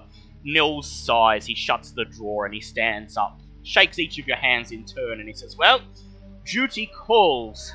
I do hope that the runestones prove to be of some use to your expedition, and please thank you for helping me with that translation. If you ever find yourself here in Godthorpe again, I will certainly buy you a few drinks. Was a photo taken of us doing the translations, or? Yes. I didn't make him roll for it because, I couldn't remember. No, he took a photo. Cool. Last session, when we were translating the tablets, we heard in a lot more detail than the dot points that you have here. Yep. About how there was the 3 different peoples, Hyperboreans, was it? yes, and at least Yeah. one of them was the Vormus, who appear to be the third people, and the other was the Pale Skins, who you could draw some correlation between them and the elves that have been mentioned in this saga.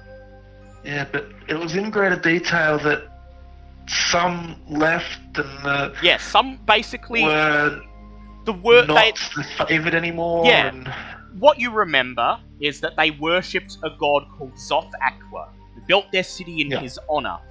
The earth began to grow colder and colder, and in order to try and survive, some of them turned to worshipping another god known as Cthulhu, leading to a war between the followers of Cthulhu and the followers of Tsathoggua. The followers of Cthulhu eventually being exiled out of the valley to lands further south, and the worshippers of Tsathoggua remaining in their temple, where you presume they eventually succumbed to the cold. Okay, so it's sounding like, with this tale, that the exiled, that those 2, the black-haired and the elf people, one of them may have been the exiles and one may not have been, maybe? I don't know, it's just... It's having some similarities to what we found out last session. It is. So we cross to Victor Karasberg. I'd like you to make a luck check, please. Well, I'm in the past, so whatever. Yeah. So you head up to the governor's building. This is the second largest building in the town, and it houses the wireless, the government records, and the office of one Sven Björk, the colonial governor.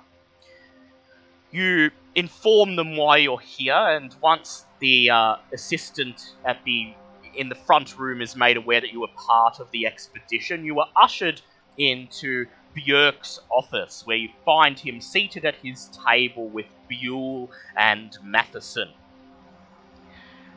All 3 of them look up at you as you enter. Matheson says, and this would be my chief of security, Victor. He's going to ensure that utmost safety, that safety is of utmost importance during the expedition, and will be overseeing all mountain climbing and survival exercises in the wilderness. I nod and go, correct, sir. May I speak to him in private? He looks over at Björk and he says, forgive me for a moment. I must speak with Victor here. He leaves Buell and Björk seated at the table and ushers you out into the corridor outside. And then he looks at you with a frown on his face and says, this better be important. We're just starting to get him to budge on giving us the permits.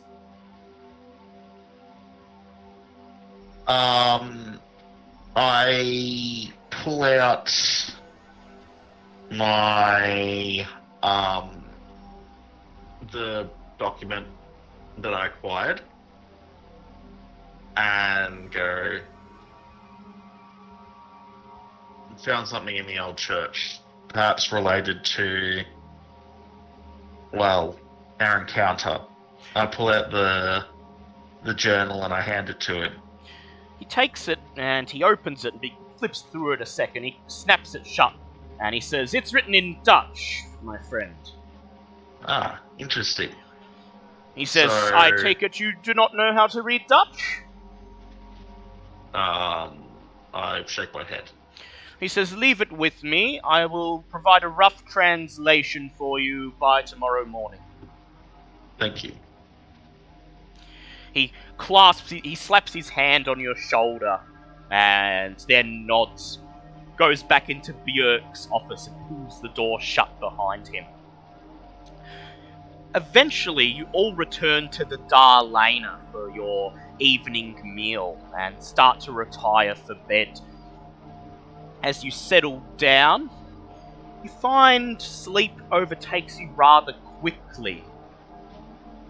Almost as if your bodies know what is about to come and are eager to be fully rested.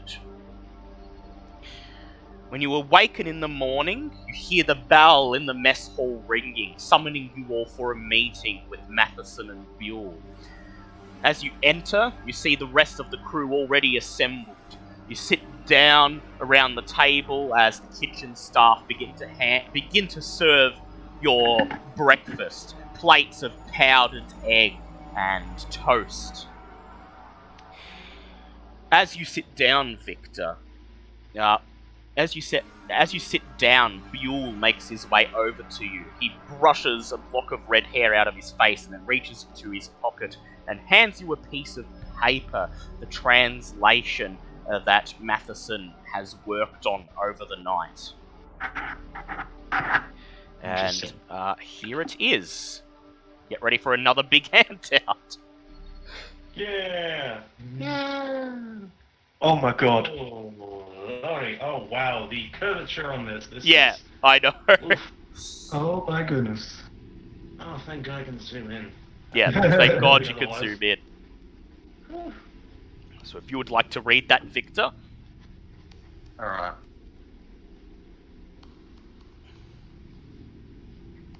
I'm just gonna open the link.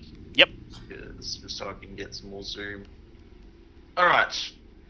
It was later that day that we were set upon by a great storm that sorely tossed our ship about.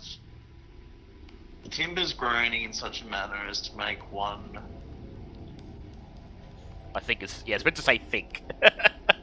think they would come apart. The captain pulled the ship about, ensure that we were lost if we did not struck off the coast of Greenland to the north. Pitched high by the waves, we soon came within sight of the shore, looming cold and forbidding, great walls of ice and snow running out of the dark sea, making for a narrow channel between two of the great ice walls and avoiding a huge piece of floating ice.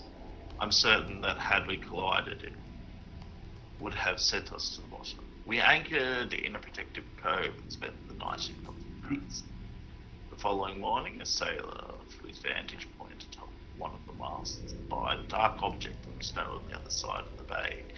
We had chosen to rest. The captain ordered one of the longboats put over the side, accompanied by a group of 10 sailors, made the short passage across the now quiet water.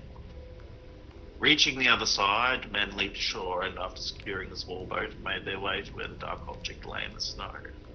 From my distant position on the gentle rolling ship, I could see them kneel beside the object. When they turned it over, it looked nothing more than a small log. Somehow washed ashore on the soil as a place.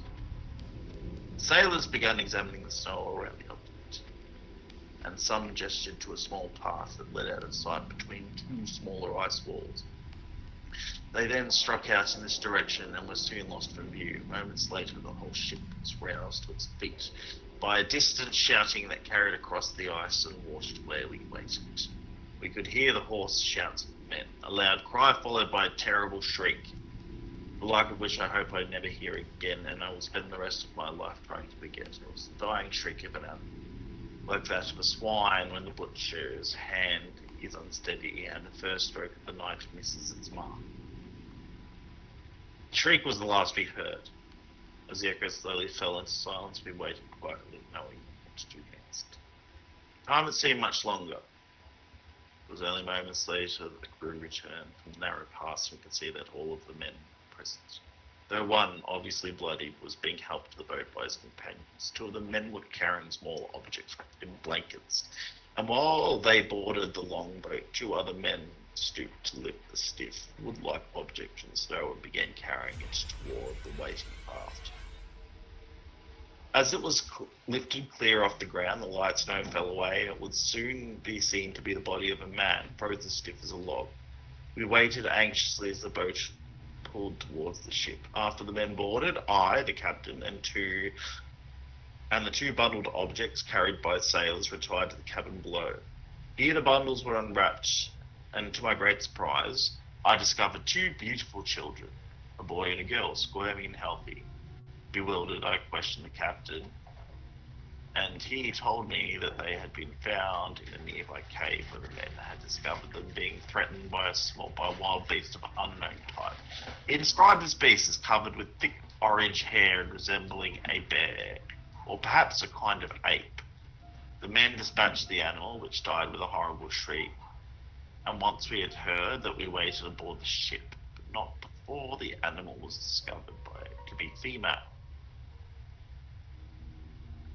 Oh wait, no, before the animal was discovered to be a female. Injured the head of one of the men. Injured the head of this tiny writing, I've just got to say. Yeah. Type of it forth. The children were then rescued. The crew decided to leave the body of the beast where it lay. The frozen body discovered on shore turned out to be a Norseman, probably a member of the rumoured Viking settlement that began hundreds of years ago. Though how humans could possibly live in this land, I don't know. We think that he was probably the father of the two children. The red hair they all shared seemed unmistakable means of identification. I myself examined the body, and it appeared that he died from some ravaging disease brought on by a harsh climate of this land. The absence of the children's mother seemed odd, and after committing the man's body to the sea, the captain remained anchored in the bay for 2 more days, and a watch always on duty for any sign of the mother. Finally, deciding that the woman was probably an unfortunate victim of the same disease or harsh conditions as killed her father, we once again set sail, leaving the frozen coastline behind us. The 2 orphans are now my responsibility, and I must admit the 2 bring joy to my heart and were a source of much pleasure for the sailors aboard the ship. They're just learning to crawl and have taught the girl a few simple words. She has shown herself to be a quick learner. The 2 have become so dear to my heart that I'm sure it'll be difficult to part with them when the time comes. The captain has decided the voyage is concluding and we should be home in a fortnight. I've already decided upon a couple who I think will take the children and raise them as their own. They are childless, having lost their own son and daughter to some plague of illness. I'll miss the 2, and I know I must return to the sea. As for the beast that was killed in the cave, I have no idea what it might have been, and I feel that once I return home and consult texts on the subjects, I will not find them to be any more enlightening. I requested the captain to have some of the men fetch the body to the ship, but he refused. Neither would he let me or any other person set ashore for that purpose, and would not explain his reasons. I suppose it'll shall remain a mystery, but I will always remember the sound of the last dying screams, its piercing quality, and the way the wind twisted through the ice, marking its sound so strange, as though someone screamed Harold. I would like you to make a sand check, please, Victor. Oh, because I'm so fucking great at these. You just read an account of very possibly pass. So that'll be a sand loss of 1. Wonderful. So as you just go back. As you finish reading this, do you keep it to yourself or do you share it with any of the others? I'll share it with the boffins. Yep. So you call Myra aside and show it to her, and Myra, Victor shows you this translated passage from a Dutch fisherman's journal about how he and his crew encountered a ape-like beast with orange hair in its lair, dispatched it and discovered within the lair the body of a dead Viking and 2 young Viking children. They took the children on board and returned with them to civilization, but could never find the mother of the children. And it is at this point that a sickening thought drifts into your mind, Myra, that perhaps the children's mother was the beast with orange hair. Please make a SAN check. That's a fail. 77! Woo! You lose a 1d4 SAN from this horrific realization. And that was a 1, thankfully.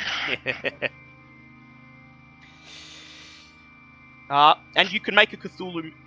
either of you, Victor... Oh, Victor hasn't gained any Cthulhu Mythos, but you can make a Cthulhu Mythos check if you like, Myra.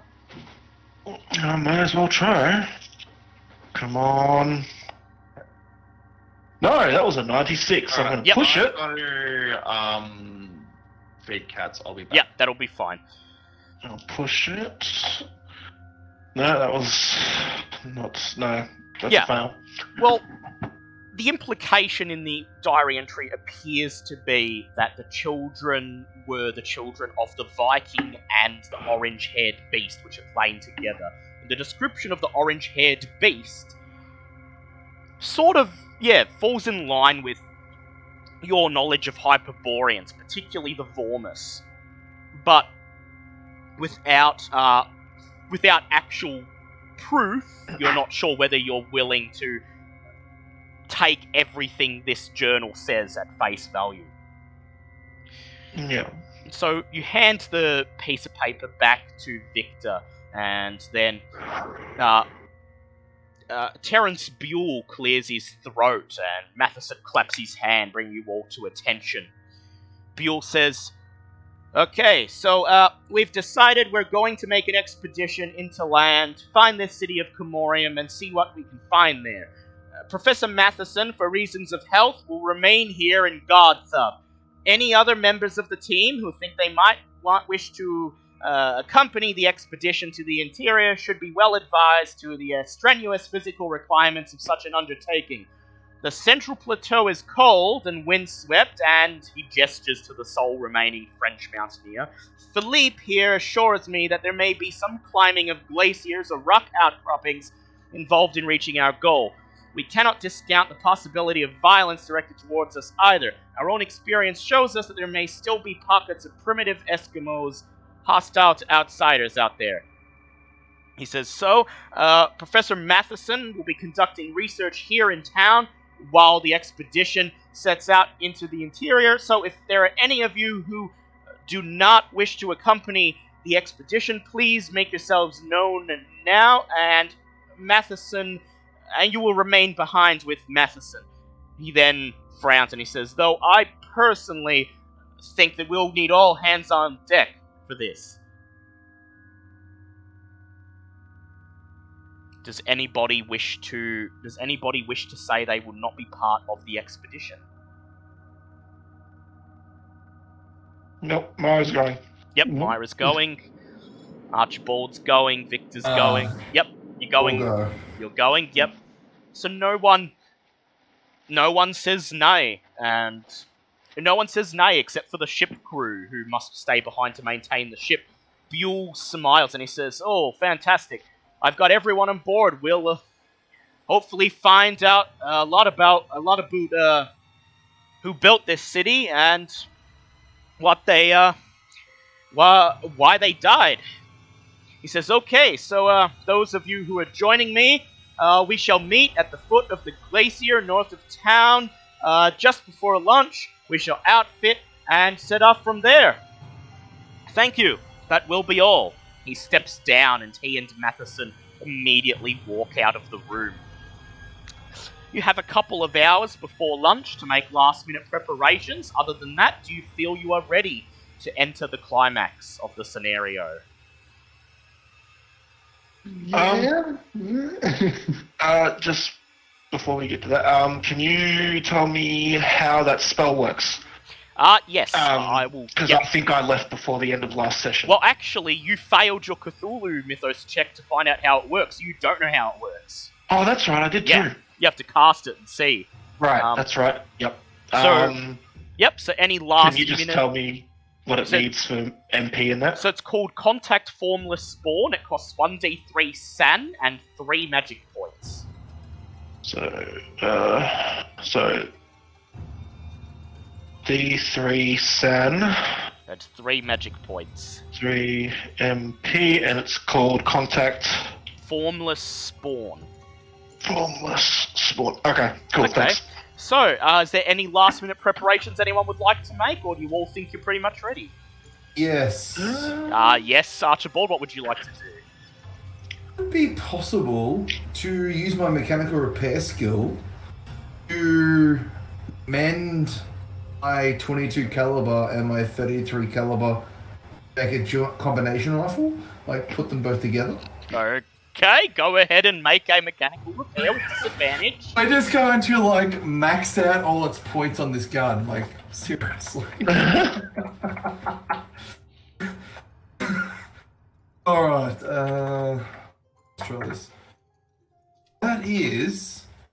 Oh, can I use 3 luck and just pass it? Yep, alright. 3 luck. Okay, so...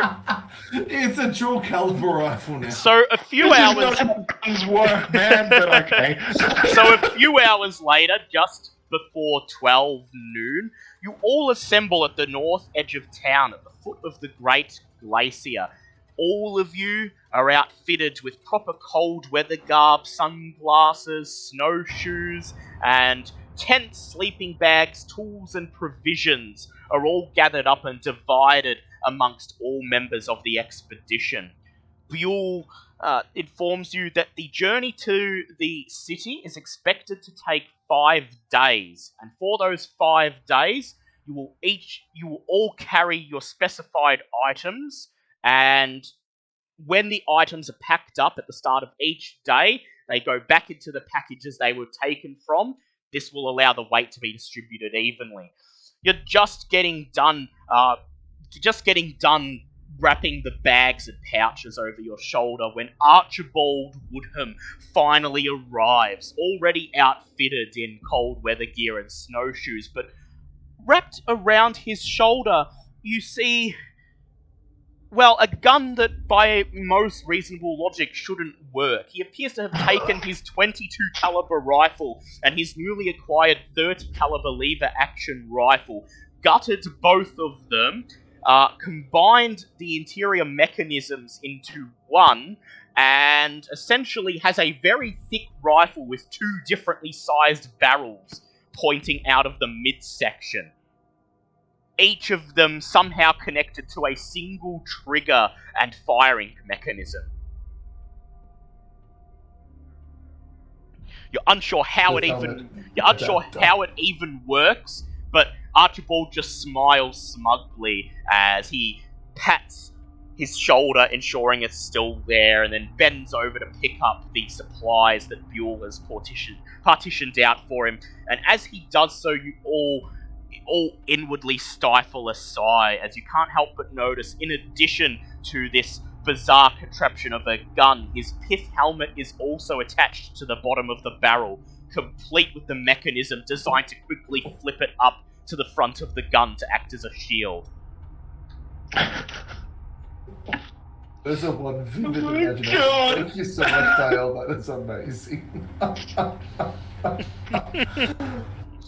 Let me just get out of my system. Alright, go for it.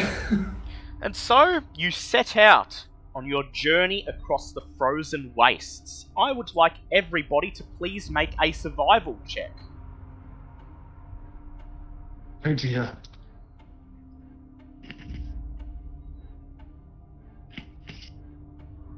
Oh my gosh. That is a pass from Archibald. That is a pass from Victor. On the push I got a 6, so it's a That is pass. a pass. Yep. So I just realised Myra. I've been muted this whole goddamn time. I'm back to shit and wondered why no one was responding. Victor, please make a survival check, because we're starting out into the frozen waste. Oh, thank God. I Carry my ass. pushed and got a 39, which is one less than my survival. So I Cool. just passed. Extreme pass. Extreme Okay, pass.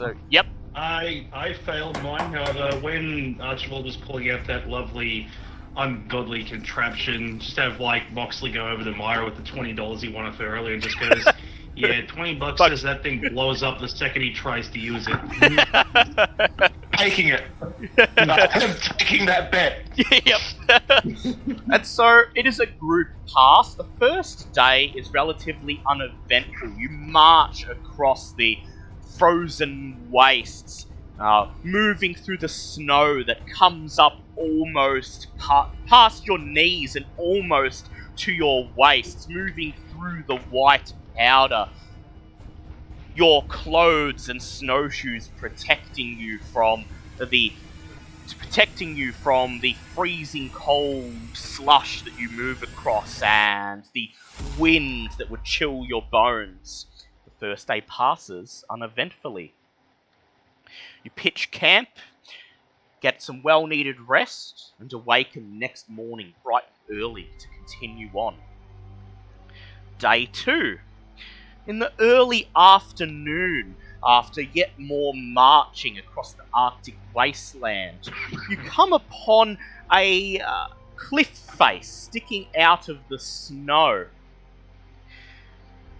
It blocks you from making a straight line ahead, and Buell quickly determines that the quickest way to bypass it would be to scale the cliff face and continue on. It would be possible to find a way around it, but this would likely take up most of the day. And so, he turns to the rest of the group and he says, I vote we climb, but it's up to you guys. Well, I'm happy to climb. Yep. Yeah, I got a 50-50 chance, so I'm good there. Very well, Mr. Says, very well, Mr. Karasberg. It's time to do what you do best. He gestures towards the sheer cliff face and orders you to scale it and set up some rope pulleys for the rest of the group. I'd like you to please make a climb roll.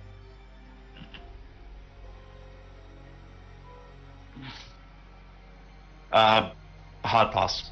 You deftly climb the cliff face, about 50 feet tall altogether, with little trouble, and then setting up little rope hooks and pulleys along the way. And when you reach the top, you secure the rest of the ropes to an outcropping of rock at the top and test the pulleys to ensure that they are safe. Please make a mechanical repair or survival check.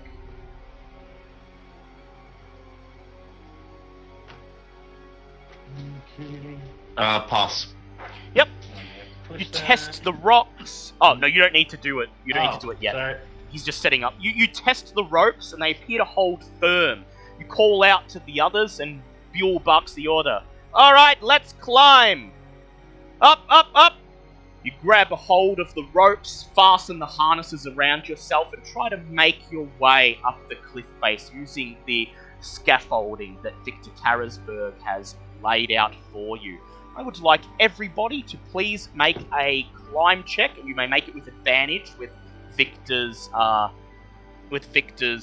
scaffolding. Hey, I passed. I got an extreme pass. Look at me go. I actually got a hard pass. Yep. Wow. I got a regular pass. No one's Whoops, falling to okay. their death. Whoops, yep, not at 1,000. Go ahead and you can push it if you want. Well, it's with advantage, you get to roll. Definitely failed. It's with advantage, so yep, that's a pass. That's a pass. So everyone passed.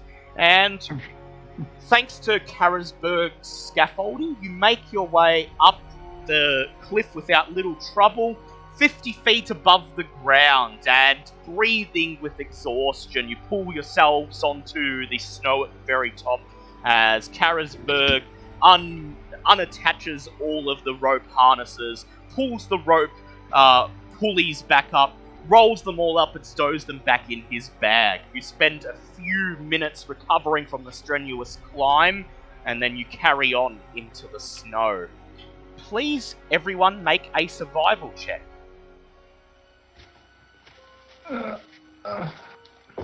That's a hard pass for me. Yep. And that is a fail for me. Oh, I got a hard pass again. Hard pass, Nice. alright. Fail from me. I do not have survival. Fail, No, neither yep. do I. Wait, you don't have survival? No. Oh, okay. It's all on He's just- Archibald then. He's fucking charismatic as fuck. Yeah. He's fucking what's his face from Harry Potter. He is. Yes, He's I am. Gilroy. Archibald, go ahead and make your All about survival check. If he can convince people that he was there, it's Yeah, good then enough it's as being good. there. It's fine. I'm going to roll for Archibald. Survival. That is a pass. So altogether, that is a group pass. You continue I think he marching. gets in all of the photos on the easy places. Yes, they're not here. You continue making your way across the powdery wasteland until night begins to fall just after 4:30. As you approach a plateau where you'll set up camp for the night, Buell stops. He says, "Hey, look at this. There's something here." You stop and look where Buell points, and you discover 4 sets of footprints in the snow. The footgear that is worn appears to be of primitive nature, as you can still see indentations from the soles of the feet and the bottoms of toes. Interesting. Can Can the make natural world or You can make an anthropology if you have it. I will. Yep. I do not have anthropology, but I'm going to push it because I've run out of my 10s apparently. Yeah, fucking 80 and 81. Fuck. No, I failed.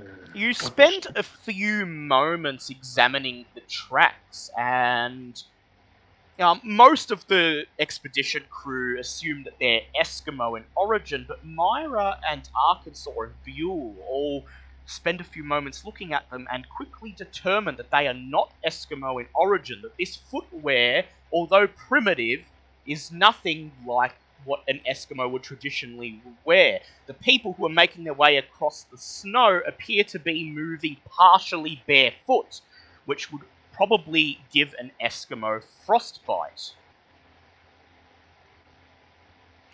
Whoever left these tracks, however, appears to not have that concern. What would you like to do?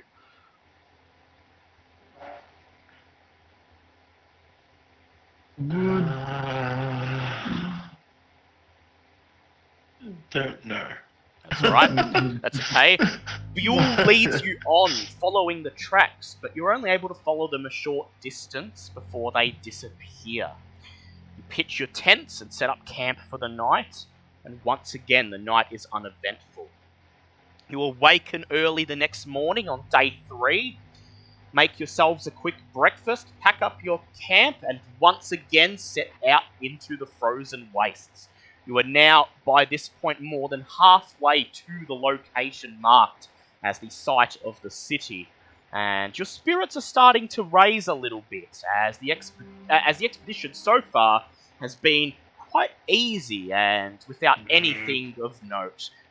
Please, I would like everyone to please make survival checks. Okay, come on, back to the survival.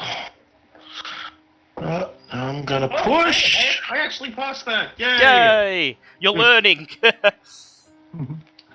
nope. I am not spending 10 luck. I That's fail. fine. That's fine. That is a group pass nonetheless. You continue on, pulling your clothes tighter around you to try to block out the cold wind, which seems Oh, wait. to... Yep. What does my fucking clothes do with... They allow I'm you gonna to... re-roll Yeah, they allow you to my re-roll survival once. check. Yeah, that go was a ahead. pass anyway, so it doesn't matter. Yeah, alright. You pull your clothes I just around remembered. yourself, trying to block out the biting wind that seems to grow colder by each day. And late in the afternoon, as you are keeping your eye out for more tracks similar to those you discovered yesterday, I would like everybody to make a spot hidden check, please. That's a hard pass for me. Mm-hmm. Pass. It's a regular pass for me. Pass. Failure. Yep. Failure from me. Failed. That's alright, it's a group pass. Shortly after noon, you see a nearby ridge about 300 yards away, looking down upon you like a great edifice towering over the wasteland. And as you draw near to it, you spot 4 figures outlined against the blue sky. All of you briefly see them, and you stop and watch them for a moment. But about 30 seconds later, all 4 of the figures disappear once again behind the edge of the ridge. That's comforting. I'd like everybody to make sand checks, please. Oh, fuck. That's less comforting. That's a pass. Fail. Fail for me. Yep. Up to the 80s. So for a fail, that is just a sand loss of 1, because it was only figures, but you are remembering the tracks and also the figures that pushed the ice upon your expedition last session. Nearly killed Mike Moxley. This guys are fun. I'm literally going 70, 80, 10, 20. 70, 80, 10, 20. 70, 80, 10, 20. You attempt to... Yep. Have we regained any health since we left the town? Yes. 3 hit points worth. Alright. Um, I'm at full. You attempt to broach the topic of these figures with Buell, but he quickly brushes you off and insists that the expedition must continue on. And so you continue all day until darkness falls once again just after 4:30. Begin to pitch your tents and settle down for the night. Knowing what you have seen both today and yesterday, the strange tracks in the snow and the figures today, is there anything in particular you would like to do this day before you settle down?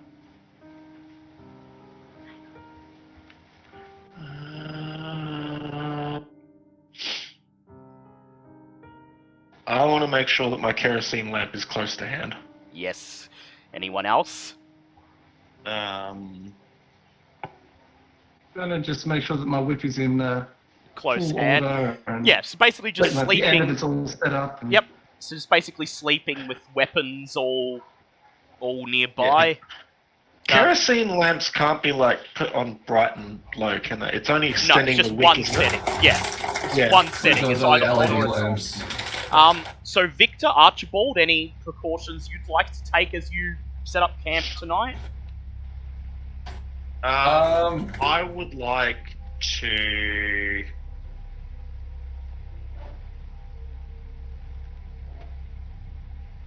just make sure not only is our camp lit, but the perimeter around our camp is lit, so you have a fair chance of seeing anything coming up. Fair enough.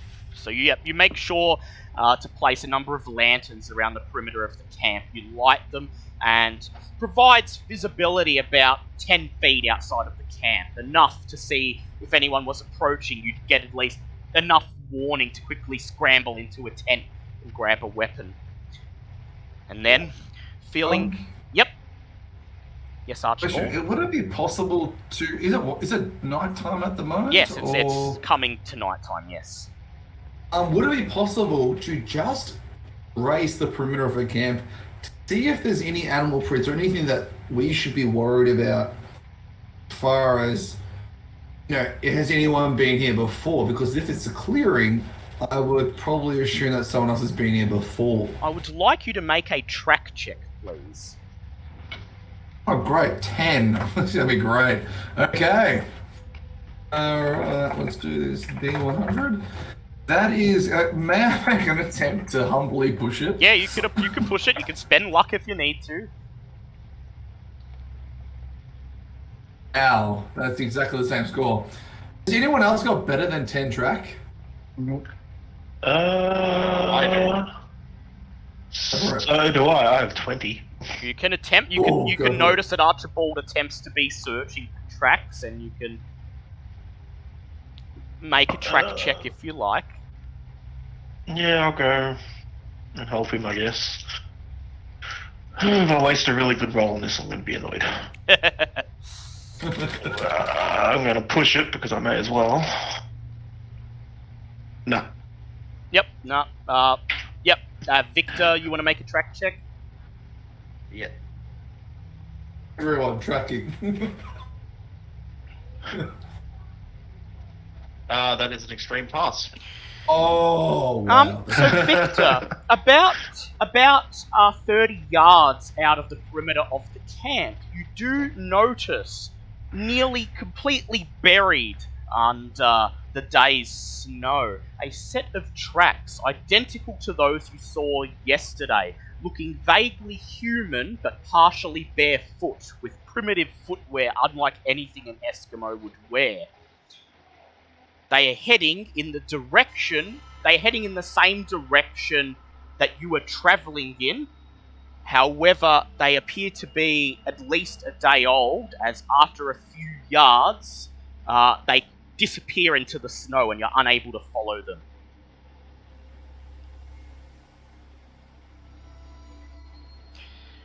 Okay. As you make your way back to camp, please make a spot hidden check, Victor.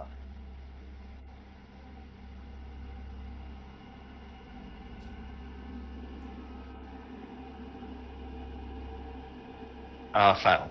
Fail. Yep.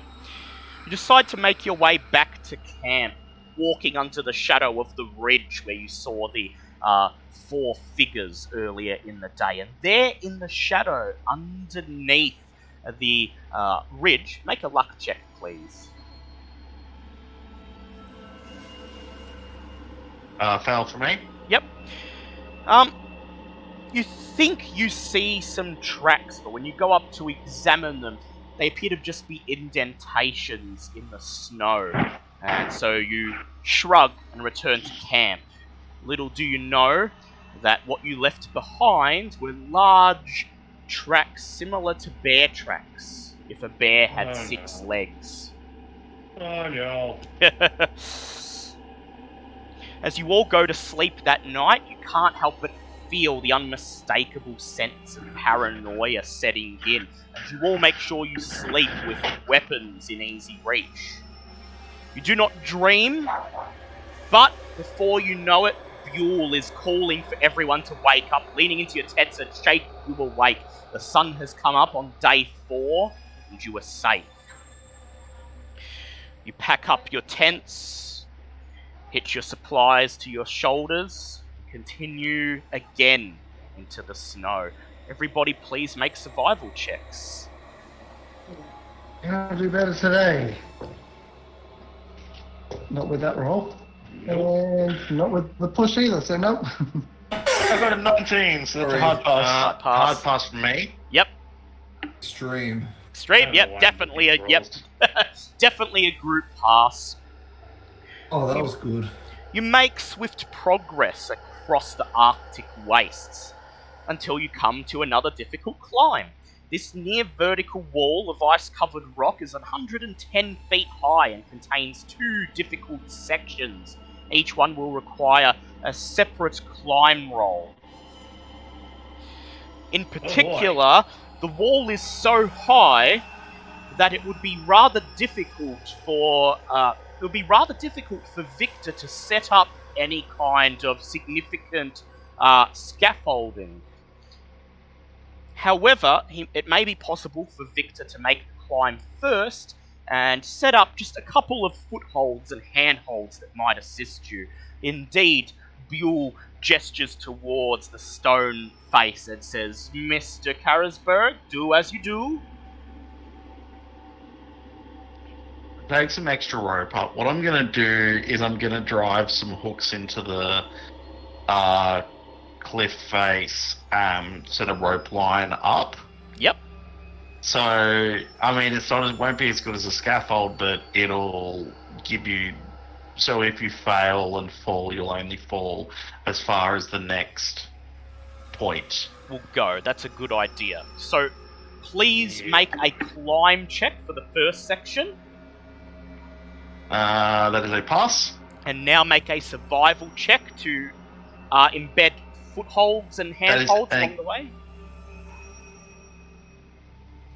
That is a success. Very well. You climb about halfway up the wall, about 55 feet, as you go inserting hooks into the rock face to leave little handholds and footholds that the others may use to aid their climb up. You look up and see you've got about another half of the wall to go, so please make another climb check.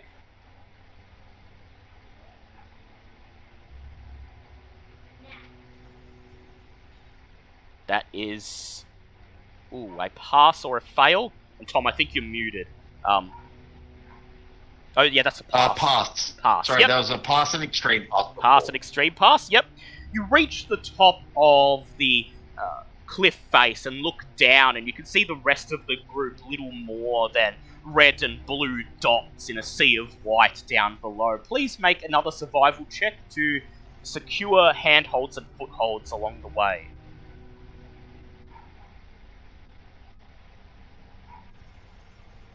Ooh.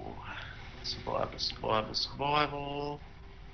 I'll use 2 luck points on that. Luck points, yep.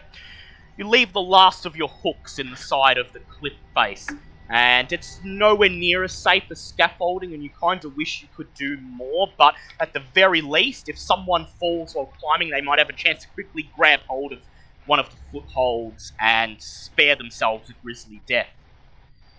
Buell sighs as he looks up at the cliff and he says, "Oh boy, this one's gonna be dangerous. Well, let's hope we make it up." And then he begins the climb. I'd like everyone to make a climb check.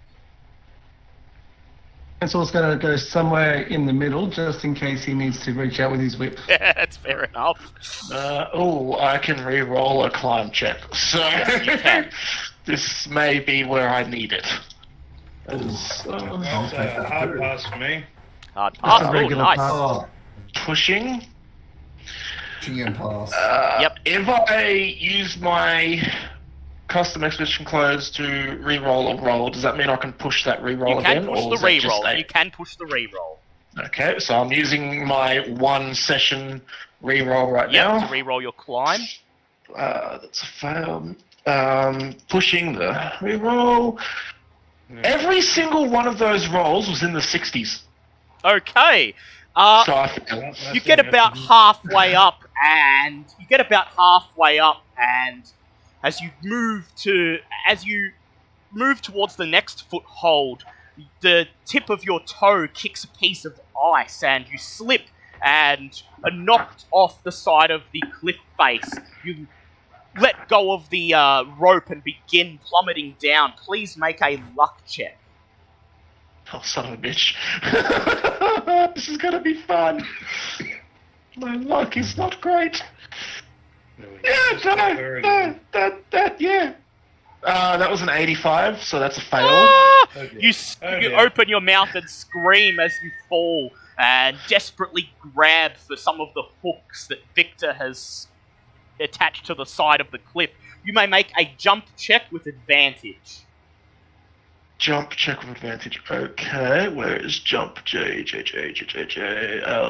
no, H, I.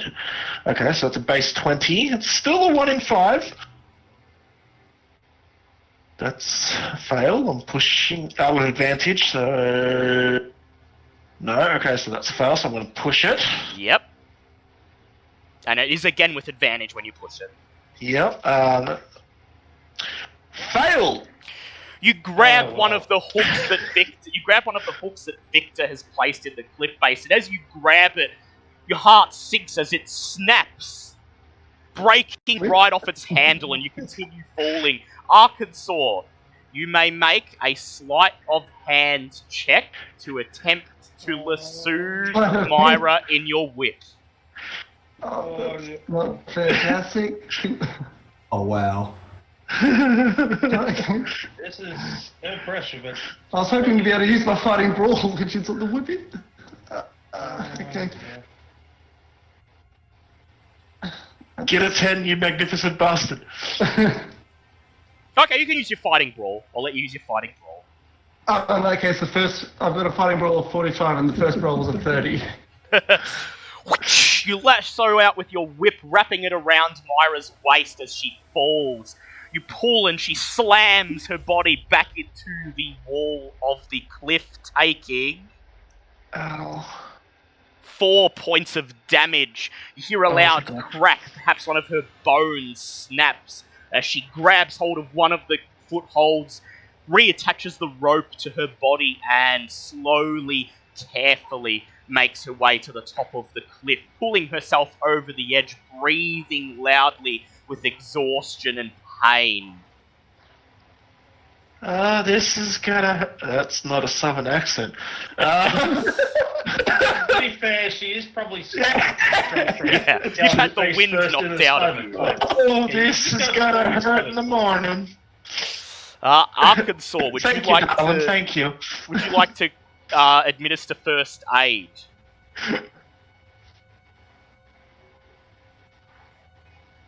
Because you notice that Myra appears to be okay, however she, in that struggle, she appears to have sprained an ankle and could possibly do with some first aid.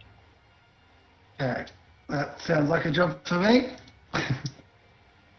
First aid. And that is a hard pass. Hard pass, okay. So Myra, you recover 3 hit points.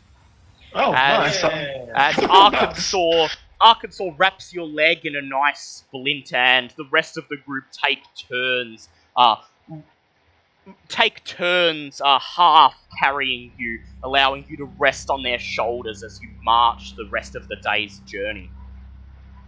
Later that day, your group comes across some large tracks in the snow, badly melted and deformed by the sun.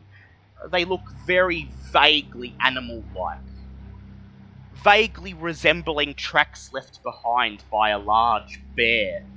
However, the tracks come in sets of 3, indicating that the creature has 3 sets of legs. I pull out my kerosene lamp and get ready to light it. Would anyone else like to do anything with these tracks before you press on? Let me...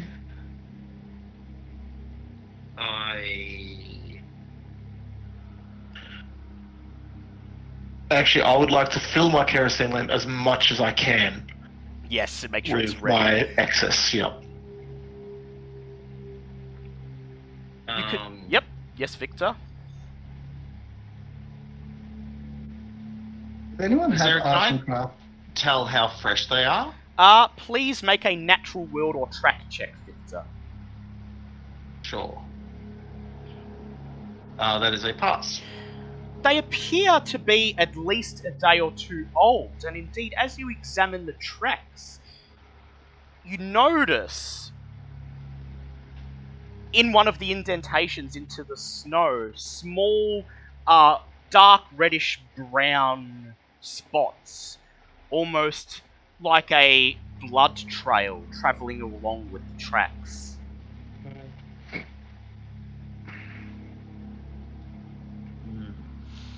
Interesting. Buell forces you all to continue on, while you make sure you have your weapons at hand, and Myra makes sure she has a lantern lit. You reach another plateau and begin to set up a camp. You enjoy some of the better rations in your supply, as Buell proudly exclaims that you'll reach the destination tomorrow, and so you could afford to celebrate a little bit. And so, rather than eating powdered eggs and bread tonight, you get to enjoy some baked beans and some dried sausage. As you are finishing up with dinner and beginning to make your way to your tents to retire for the night, I would like you all to make listen checks. Okay, here we go again. That was a 6! Hey, So that's not an extreme pass, but it is a hard pass.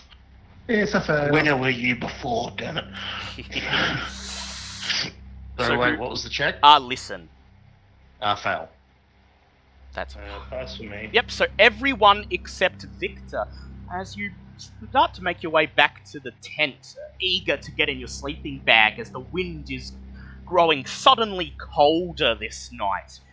Colder than it's been any other night so far.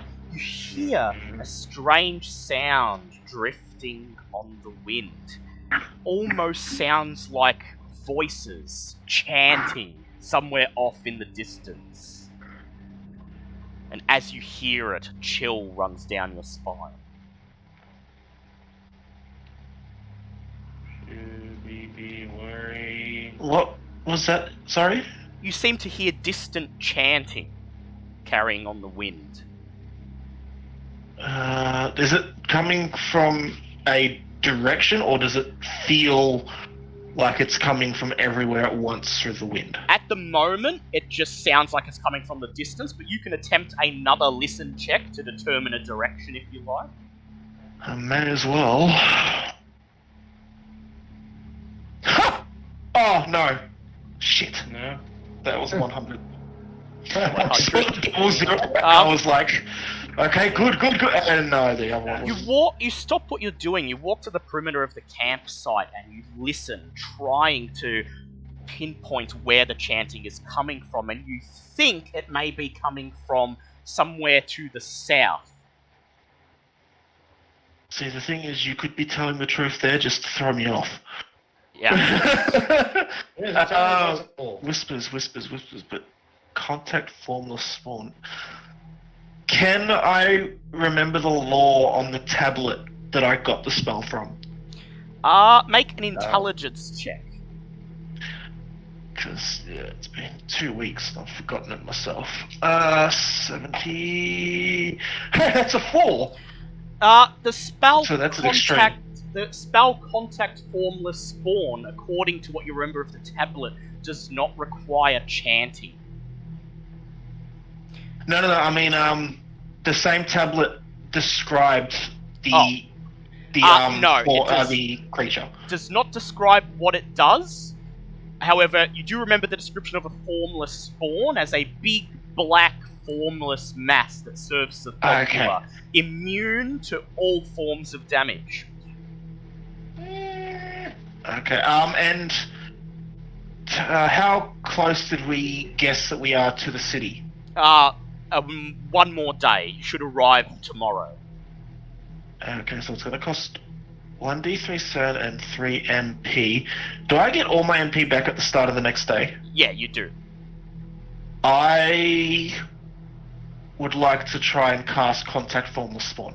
Very well. Please make a power check. Okay, I'll make my power check. What is my power in this one? It is 458, that's right. Okay, you spend 3 magic points, a 1d3 san. Okay, so I got 16 on my power, so that's a hard pass. Yep, so 1d3 So- san and 3 magic points. 3 magic points, that becomes 8 magic points left. I need to roll a d3 in the chat. 2, so 2 sanity. Yep, so it takes several minutes to recite the incantation for this spell, and as you do so, the chanting continues on the wind. After a few minutes, you reach the end of the incantation, and you feel a bristle of energy rush through your body, something that makes the hairs on your spine stand on edge, and you feel something undecipherable in your mind, feeling through a void, trying to make contact with you, but then nothing.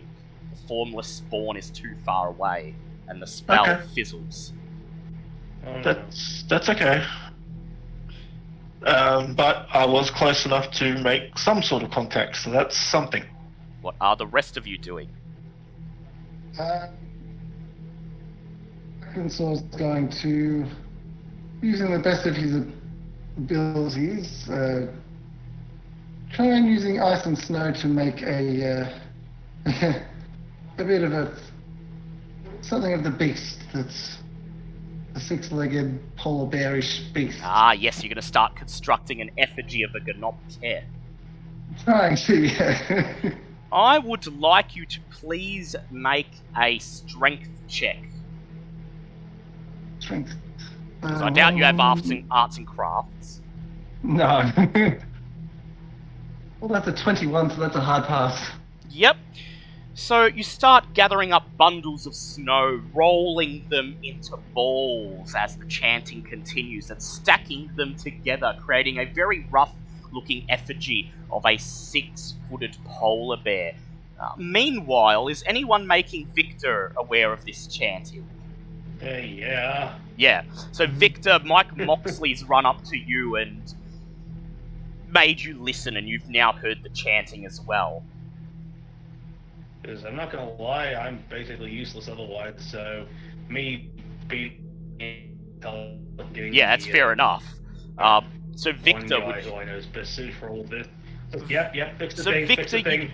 So Victor, you close your eyes and you listen, and you do finally pick up this chanting drifting on the wind. You look around, you see Myra You see Myra reading some sort of incantation, while Arkansas starts building an effigy out of snow. What would you like to do?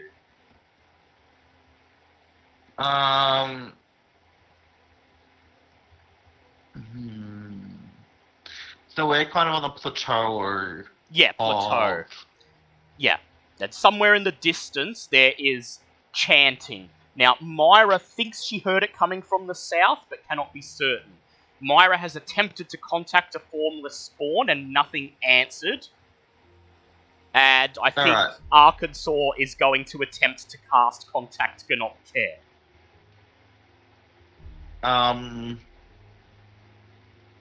I'd like to go to sort of the cliff face and set up a number of bungee points. Yep. So, which is like an ambush point? No. Like literally just a bungee cord. Oh, yes, in case you need to jump down. Yep. Yes, as a quick escape if need be. Yep. So you set that up, no roll needed. It's not 100% safe. The rope could snap, and if luck has its way, it probably will. But can I use any of my abilities to make them safe? Oh, very well. Please make a climb. Please make a hard climb check. That is... I'll spend 3 luck points to make that a hard success. Yep. Very well. You set up the bungee line, a quick escape if need be, and you test the rope a few times, and it's sturdy.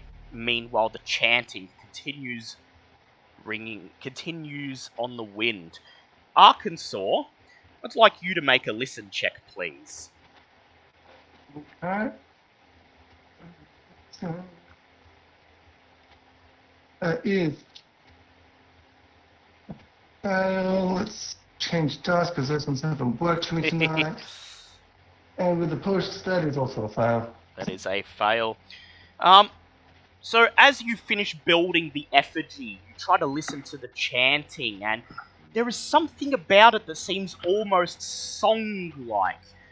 Sometimes it sounds like chanting, sometimes it sounds like singing, but the sound of the wind battering you keeps taking over, and you can't quite tell for certain whether it's one or the other.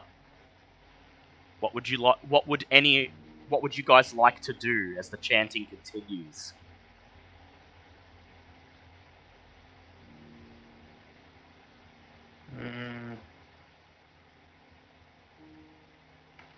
Do not know. Sorry, my audio dropped out there for a second. Did you say anything to me there? No. Just saying, as the chanting continues, is there anything you would like to do? So, I assume, Arkansas, you are going to cast your spell, because that's why you're building the effigy. Yeah, just sort of building it in case we happen to come across the beast. So, does anybody want to try to locate the source of the chanting and go to it, or are you happy to let Arkansas cast the spell? Is that a listen check? There'd be a listen check to determine which direction it's coming from. Well, I can do that much at least. I don't know about going to actually see it, but I can at least determine where it's coming from. Did my spell take a lot of time or short time? Took about 10 minutes to cast. So I would be able to Yeah, do another thing? you could do another listen check if you like. Well, I've got a 6 on mine. So plus. Yep. Yeah, Myra would like to see if she could do anything to do an occult check. Like so. Alright, yep. So Myra, make an occult check, and so Mike, you think you hear the chanting coming from somewhere vaguely southeast of the camp. And that's with an extreme pass. Okay, well, that's about as good as it's going to get. Because keep in mind, the wind is picking up. It seems like there's a blizzard about to start, and the wind is just roaring, buffeting you, and the canvas tents are blowing in the wind. And that is understandable. I got a normal pass on my occult check. you close your eyes, Myra, and try to listen to the chanting, and you determine that it is not chanting at all, but rather singing. And you remember that there are a number of spells that are cast through song, usually spells that are used to summon or bind some sort of terrible creature. Okay, so they're summoning the Nothket. They might be. Yeah. Would you like to make that known to everyone that that's what you think is happening? Yeah, I let everyone know that, guys, this seems to be a summoning chant. And as with the blizzard picking up, well, I think we can all guess what they might be summoning. Good idea. So, Victor, Mike, Arkansas, with this knowledge, what would you like to do? Perhaps you could set up an ambush. Perhaps? If they are trying to call a certain creature, I might be able to call said creature in our direction instead. To do your bidding, yes. Ah, that's disturbing. And I will be back in just a couple minutes, sorry. Yep. That's not a problem at all. Okay. So Arkansas, you'd like to cast your spell?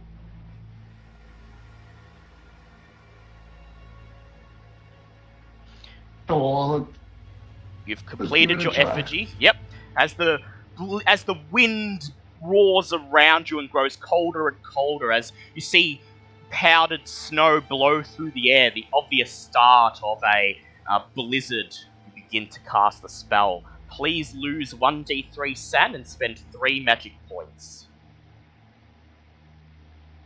it was a 1 for the Sen, and it's 6 magic points according to what you sent me. Oh yeah, 6 magic points, yes, because it's different And than the 1d3, so. formless spawn. Yeah, so roll a 1 on a d6, so that's. Yep. Cool. You remember the description of the spell, and you remember that it requires the incantation to be sung. You're not much of a singer, but you'll give it a try, and others may join in if they like to help. And so, anyone who would like to help, you may stop what you are doing, and you may attempt an art craft check, and it will cost 6 magic points for you to do so. See if I can get a 5 or less. But first we'll let Arkansas do his. So go ahead, make an arts and crafts sing check.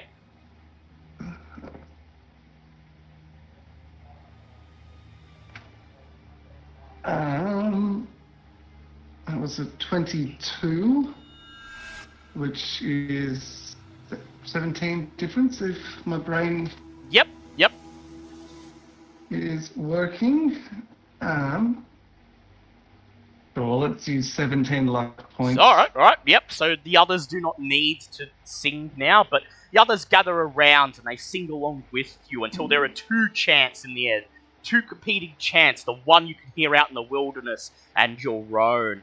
And you sing, trying your hardest to say the incantation through song. Please make a power check. So, power check, sorry. Yep.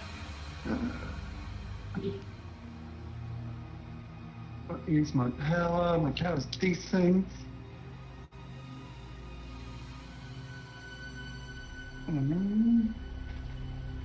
That is a normal pass. Normal pass. Okay. You end the chant and you feel a rush of energy move down your body, making your hairs stand on end. You feel something in your mind, like fingers trying to pry into your brain, and then a voice within your mind speaks. What is your bidding?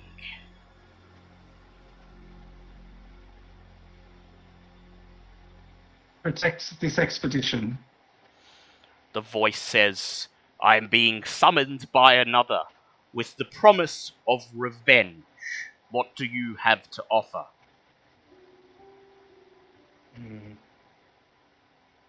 Says, what do we have to offer? Idea check? Yeah, you can make an idea check if you want. I'll make one because I'll offer this damn thing. That's just a regular pass. The Gnop Care, according to the translations, is obsessed with revenge. It will not stop until it gets revenge on the one who wronged it, but that doesn't have to be right now.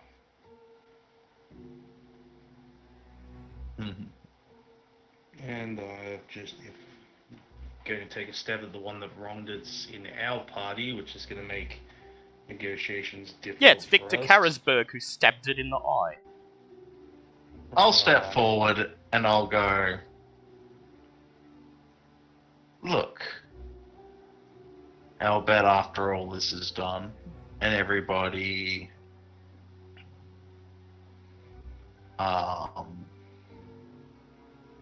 gets out of this alive, this whole party at the end of this expedition, I'll fight you one-on-one. Oh. Arkansas, please make a luck check. Oh god. Oh no. Let's see. Nope. Would you like to push it? Sure, why not?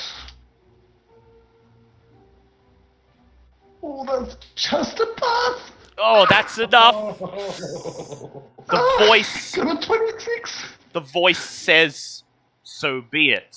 And the feeling that something is tearing into your head quickly subsides. The chanting on the wind continues for a few more seconds, and then the blizzard rolls in, blocking out your vision. You can't see more than a foot in front of you. The tents blow and billow on the fierce winds, and somewhere in the distance you hear it. Terrifying screams. Ah! Ah! People screaming for their bloody life. The screams continue for about 10 seconds, and then there is silence. The blizzard dissipates as suddenly as it appeared. I would like everybody to make sun checks, please. Okay, well, I'm making a sun check. Because Arkansas convinced the Gnop Care to kill the other people who were summoning it. Okay. Fair enough. I passed. Yeah, you just heard it. You just heard them got taught. You just heard them got teared to shreds. So Clearly, I have something wrong with me because I keep passing my sen checks. yeah, well, You and me both. You and me both. That kind of makes sense for an This is the one thing that I passed. well, perhaps it helps that these were people that were summoning the Gnop Care to come kill you. So that I'm makes used to people being ripped yeah, to shreds, so... that makes Yeah, it the sounds like a guy getting attacked by dogs in an alley. It happens, whatever. so as you as you reflect on what just happened and listen to the cold, empty silence, you realise that it was probably either them or you. So for passing, that's 1d3 Sunloss. For failing, that's 1d6. So is it for passing? 1d3. That is cute. Okay. Oh, 1. Awesome. Nope, that's 1d33. There's 2. 2. And with the Gnopcare promised revenge, it protects you for the night. You retire to bed, your dreams plagued with nightmares of confining ice and endless powdered white blizzard tornadoes. You awaken on the morning of day 5. Buell silently getting his gear ready. He looks towards the horizon and he says, "Come on, we're almost there." So M2, we've got about half an hour left. If you want to leave now, you can. If that's okay, I don't mind pose. That's alright, you can leave now. Yeah, well, best of luck. Yep, best of luck anything to bad everyone. If anything bad happens to Mike, I'll mourn and get over it. That should be fine. Nothing bad can happen to Mike. Arkansas pain. Yeah, I'll message you when I'm working with for my article for if I survive this. Yeah, I'll let you compose that at the start of next session Yeah. if you're alive. Don't feel like you have to keep me alive. If there's an Yeah, opportunity no, to kill it's me, alright. you take it. So yeah, CM2, thanks for playing. Yes. So it is day 5, the final day. Near mid. Do I get all my MP back? Yep, you get all your MP back, and so does Arkansas. And 1 HP per 1 day. isn't it? HP. Yep, 1 HP. So Cool. So Yeah, I'm back up going full back health. into this. yeah, and you're feeling quite good today, knowing that your destination is up ahead, and perhaps you're running off the high of narrowly avoiding death the last night. Arkansas's quick thinking, turning the monster that would have attacked you back upon the Skraelings, the Hyperboreans who would summon it. Near mid-morning, your expedition passes between 2 mountain peaks, signifying that you are drawing near the presumed location of mysterious Comorium. Past these peaks, supposedly lies a great, once fertile valley, and across this valley, another range of mountains. As your team reaches the highest point in the pass between the peaks, the far mountain range comes into view, a half-dozen rocky pinnacles that thrust up through the vast windswept valley of Comorium. You suddenly realise that the ice that takes the top of the valley must be 1,000 feet thick. I would like you all to make spot hidden checks, please. Oh, that's a pass. Thank God I put points into that. It's a That is a regular pass. Yep, so that's a group pass, because Mike, Moxley, and Archibald also passed. As you stop on the peak that you are at and scan the vast ice-covered valley in front of you, you notice a large circular dark spot in the ice about halfway across the valley. It can occasionally be made out when the swirling snow blows clear for the moment. Additionally, does anyone have binoculars on them? No. Oh, can't say I do. Victor, you can make a luck check, because you seem like out of anyone who would bring binoculars, probably be you. No, that's a pass. That's a pass. So Victor, you have a pair of binoculars on you. Cool. I'll use them. So you reach to your belt, grab the binoculars, and bring them up to your face. You see the circular dark spot in the ice that everyone else can see, but additionally, as you scan the far mountainsides with your binoculars, you see a square building, possibly built of stone, black stone, standing on the lower part of the tallest peak, not far from the vast plain of ice. You hand the binoculars around, allowing everyone else to see this, and then you decide what to do next. Buell purses his lips and he says, If we cross directly across the ice, it'll take an hour, I'd say, to get to that dark spot. He says, "You're the ones who've carried me so far, I leave it up to you." What would you guys like to do? Dark spot, the dark spot. What's the dark spot look like again? So the sorry? dark spot is literally just a circular dark patch in the ice. From here, it looks like it's something visible underneath the ice. And then not far from that dark spot, not far beyond that, there is a small square building of black stone about halfway up one of the mountain peaks. Would you say that the black spot is formless? Oh, It well, doesn't have a particular form. well, it appears circular and it's not moving, so...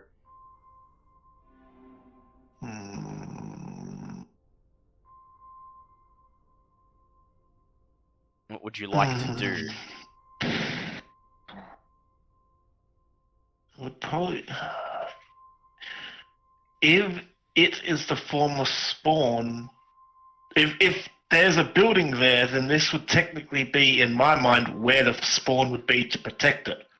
Yes, because remember that the tablets did say that the temple is protected by a formless spawn, and furthermore, you must commune with it before you enter the temple. Yeah, so if there's one building with an entrance somewhere, this would be where the spawn would be. If you guys wouldn't mind giving me 10 minutes, I'm gonna try to contact the spawn again. Very well. Please lose 1d3 san and 6 magic points and make a power check. Just before I do that, how far away are we? So it's about, from where you are, if you were walking directly across the plane of ice, it would take about an hour to get to the dark spot. So it is quite a distance away. Still about roughly 6 k's away. Yeah. But it is through my mind.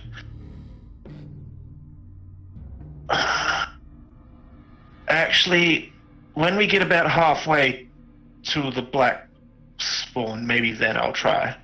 Okay, very well. Or until the Earth starts moving. Yeah, so you're all just you tell everyone to keep an eye on it, and if it moves, you're immediately gonna start casting the spell? Yes. Very well. And I'll make all the rolls now, so that... So, with Buell leading the way, you step down off the peak onto the plain of thick ice, and slowly, as the wind buffets you, make your way towards the dark spot, keeping your eyes peeled on it. Arkansas, Victor, is there anything you'd like to do as you make your way towards this dark spot? Just keep an eye out, make sure that, keep an eye on everyone. Yep. Victor, anything you'd like to do? Not this stage. Alright, just follow Whip at the along. ready. Yep. No.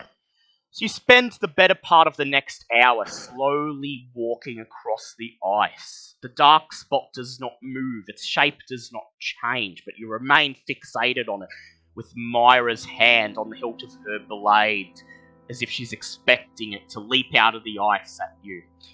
As you draw close enough to it to get a better look, I'd like you to make spot hidden checks, please. Pushing that spot hidden. Failure from me. I just got past. Pass for Mike and Archibald. Yep, it's pass for Mike and Archibald. The dark spot in the ice is approximately 40 feet in diameter, but what it is so badly distorted by the thick ice that it's difficult to make out exactly what it is, until you draw closer and, expecting it to move, you stop in front of it, trying to get a good look at what is under the ice. And you realise that this dark shape is actually the very top of a tower, a cupola with windows and doorways and a railed balcony. It is fixed atop a narrow stone spire stretching down into the dark ice. There is at least 15 feet of ice between the top of the tower and the surface where you are standing.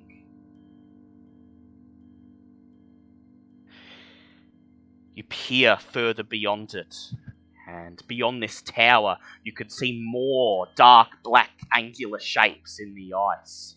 The tops of buildings. There is a vast city underneath you, contained within the ice. Please make send checks. Fail. Fail. It's a pass. For a pass, it is a sand loss of 1. For a fail, that is 1d3. Now, I might have to dart off fairly soon because I've got to make dinner. Yep, that's alright. We're about to wrap up. So, the only place left to go, it seems, is the square black building. I would like to cast a spell now. Yep.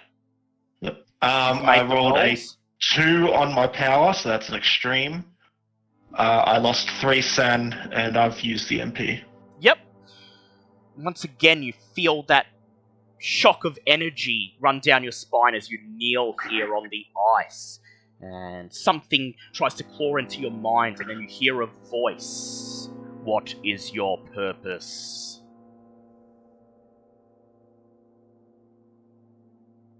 To study the ruins of the temple and city? Are you worshippers of Tsathoggua?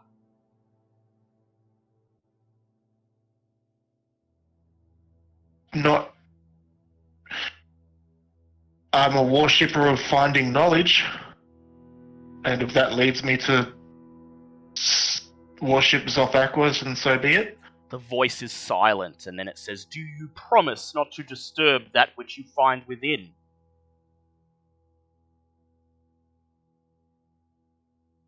Disturb that. Yes. The I voice, promise not to disturb anything that we the find voice within. is silent, and you feel the presence move out of your mind.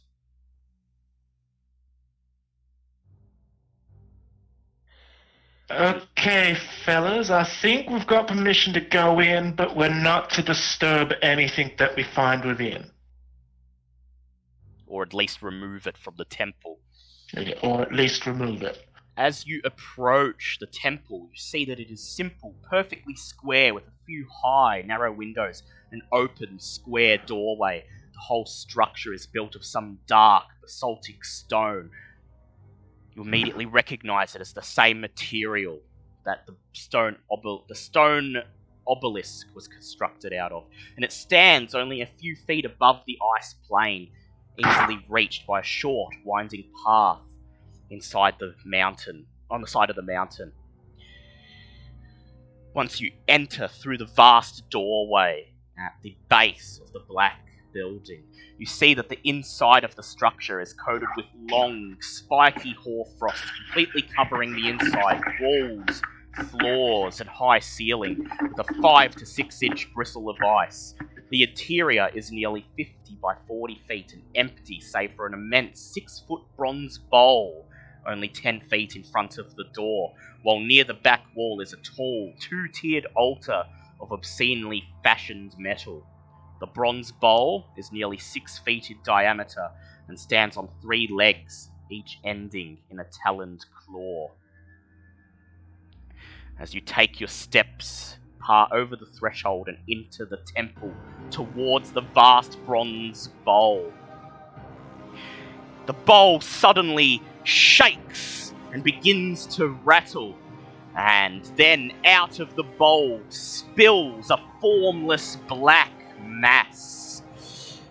Shapeless, writhing, bubbling, undescribable to your mortal eyes. It bubbles out of the bowl and begins to coalesce, eventually forming into a large, black, devil-like creature that that has its base still sitting in the brass bowl, towering over everything else in the room, simply silently watching you with glowing yellow eyes. The formless spawn has manifested. Please make sand checks. That is 16, so that's a pass. Well, my send checks are good at the moment. Oh, I failed. I'm not looking failed. forward to this. Yep, failed. Okay, so for a fail, that will be 1d10. For a pass, that There we will go. be 1d6. 2, 4. Oh, thank God. Oh, I'm losing Sen a lot. Okay. Alright, so let me... To 2, let me roll for... Wait, that's a 1d100, 1d10... 9! Okay, that's 9 for Archibald. He's going to make an intelligence check. He passes! Let's Oh, roll. fuck, if he disturbs something and gets me killed. Mike Moxley lost 7. Let's do a intelligence check for him. He passes. They both pass. I'm gonna die. Mike Moxley immediately... I'm the one that agreed, and I'm gonna die. Mike Moxley immediately screams, "Ah!" Clutching his camera, he raises it feebly to his head and then sinks to the floor in a dead faint. Meanwhile, Archibald reaches for the rifle on his back, and yes, this is what M1 has told me to do if this situation arose. He grabs his contraption of a gun, raises it to his head, raises it to his face, flicks the mechanism on it to slide the pith helmet out of the way, and fires. We have a reaction to it. What would you like to do? Can I try and whip the contraption so that it's not going to do anything? What is your whip dex? it out of his hand? What is your dex? Dex is 55. 55. Let me check his dex. 70, unfortunately. So he's going to go before you. He fires his gun. He's going to make a luck check. 37. He pulls the trigger on the gun, and somehow, miraculously, it does not fall apart or explode. Both of the barrels fire with a muzzle flash. Boom! If Mike was conscious, he would be very happy right now. He would be very annoyed right now that it... He would be very happy right now that he's won $20, but instead, both... Yep. He loses $20 because yeah, he's bet that it blows up. Yeah, if he was conscious right now, he'd be quite annoyed that he lost $20. Both barrels fire at the same time, and you see the two shells collide with the formless spawn. Bang! Bang! It's almost impossible to not hit such a large creature at this range. The problem is, the shells hit the black formless mass and instantly deflect off, and they're flung across the temple, smashing into the ice. This is the least of Archibald's worries. The formless spawn's glowing yellow face twists into a cruel smile, and it lashes out with a great black tentacle, lifting Archibald off the ground. He's going to make a dodge check. He fails! He attempts to get out of the way, realizing that all he's done is aggravate the thing. As the tentacle lurches towards him, he pulls the lever on his gun, sliding the pith helmet in front of the barrel, and he holds it aloft like a shield as his jaw drops and his face grows white. The tentacle lifts him up, wraps itself around him, and with a terrifying scream, crushes him into paste. He takes 21 points of damage. The formless spawn grabs what's left of Archibald, and the tentacle slowly draws the remains of his body into the bowl. The tentacle flings the pith helmet away. It lands at your feet, and then pulls the grisly remains of Archibald into the bowl. How much damage was that? Sorry? He took 21 points of damage. Oh, shit! The formless spawn's tentacles retreat, and then the great devil form that towers over all of you begins to shrink, smaller and smaller and smaller, until once again the puddle of black formless matter sits just below the brim of the bronze bowl. And here you begin to hear the horrible sound of Archibald's remains being crushed and squelched away as the creature digests him. Oh, It I'm focuses. gonna say that's gotta be a sand check at least. Yeah. That is another sand check, please, for the three of you who did not go insane. That one's a fail. That's a fail. That's a pass for me. So for a pass, that will be a sand loss of 1d6. For a fail, that'll be another 1d10. That was a 2, thank God. Oh, that was a 1. Oh, the 1! That is... Oh, these sand checks have the potential to be so Yeah. bad for me, but You I wait- rolled a 2 and a 4, so... You wait for the fear to subside, and then once again all is silent, save for Mike's whimpering in his unconsciousness and the grisly, squelching sounds of Archibald being digested by the formless spawn. The formless spawn itself seems to have devoted all of its attention to its meal. It has shrunken down to a size smaller than the bowl itself, and pays you no attention as you step forward into the temple itself. Perhaps its meal, its grisly sacrifice, has placated it. In the temple, you see a metal altar in the very back of the temple supporting a small figurine carved from onyx on top of it. Walking across the frost-covered floor, you find that the coating of ice is quite fragile and easily broken away to reveal the polished five-sided flagstones beneath. The same is true for the walls, all of the walls covered in layers of ice. But you notice that one of Archibald's bullets has chipped away a piece of the ice, revealing Norse runes carved into the stone wall underneath. You need only to clear the ice away. Behind the altar itself is a large stone door, featureless. You have no idea where it leads. What would you like to do? And by the way, Tom, we've only got like 10 minutes left. I'm gonna say because I've got to bail like probably 6:30 to be the latest. Yes, yeah, that's fine. We'll be done by then. Well, firstly, try and wake up Mike. Yep. You're just gonna make make a medicine check on him, please.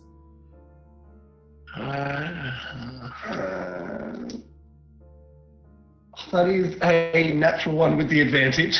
You slap his face a few times and administer some smelling salts, and he opens his eyes and groans. Oh, thank God, that thing was just a dream. He then hears the sickening squelch coming from the bowl, and his face goes pale, and he says, "Oh boy, I should learn to keep my opinions to myself." I'm glad to see that you're still here, but we definitely need some photos taken of this place. What would you like to do? You can examine the altar, the door, or you can try to chip some of the ice off the walls. Can I hold my kerosene lamp up Yep, you can hold your to try and melt the ice? Yep. You hold your kerosene lamp up, it emits heat, and you see water running down off the ice and dripping onto the floor. It will take hours for it to melt it just for this lamp. This should make it easier for Victor and Archibald to scrape some of the ice away. Archibald, Just please, for the love of everything, don't disturb anything in here. Yeah. So you have to take the ice off without disturbing any of the writings underneath. So you guys agree to this? Yep. Otherwise there is the altar.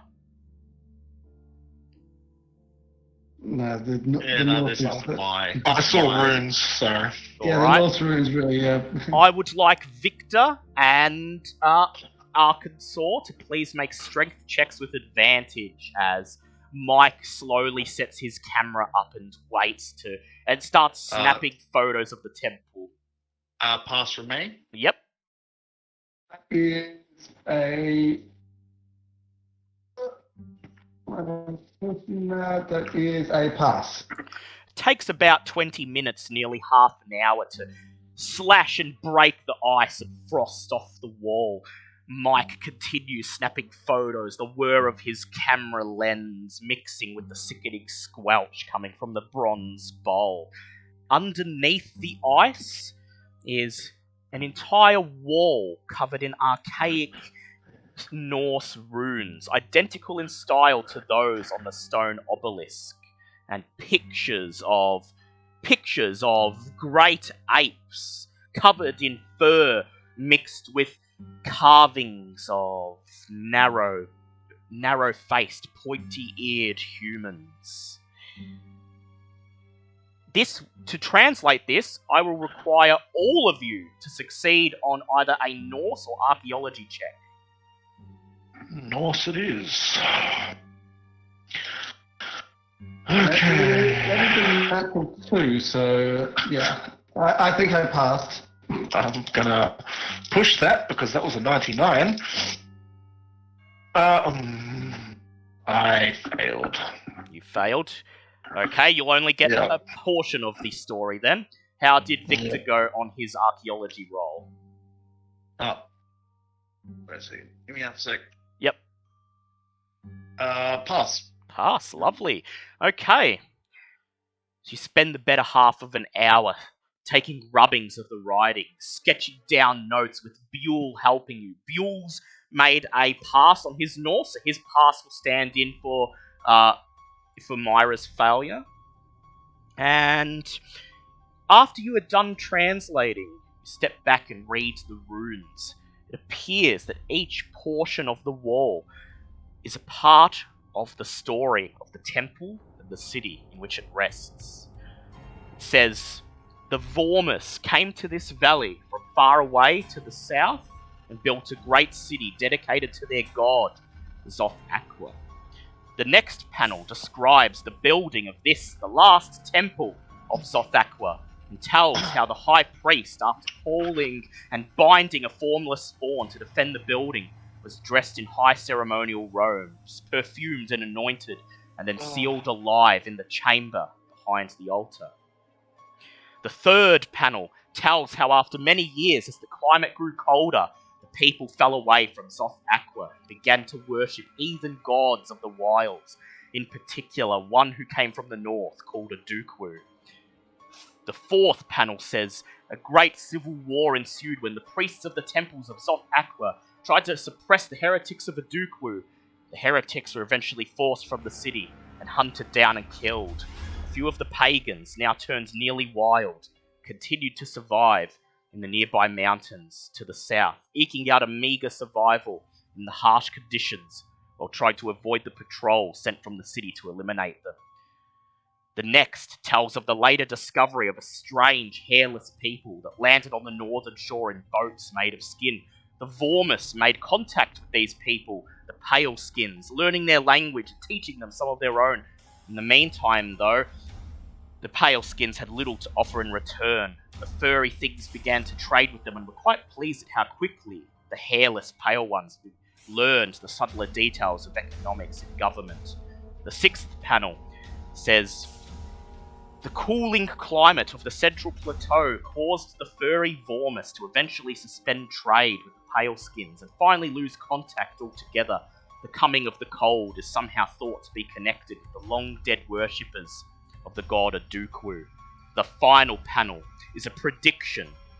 The prediction of the passing of the race, showing the city of Comorium empty and destroyed by the elements. The prophecy speaks that the humans will come again to kill the last furry beings and build their own city atop the ruins of the old.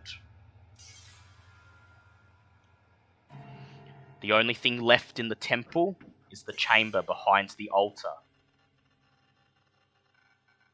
Would you like to enter, or have you seen enough? Oh, going by this, behind in that room is gonna be the high priest. priest. And there's some crazy magic on here, so he could still be alive.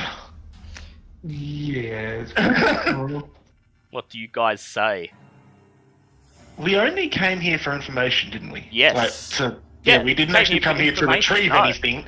But- It was literally just curiosity. Yeah, you've got what you've came for. You've learned the tale of how the city rose and how it fell, and the tale of the Vormus, but there might be more in that chamber.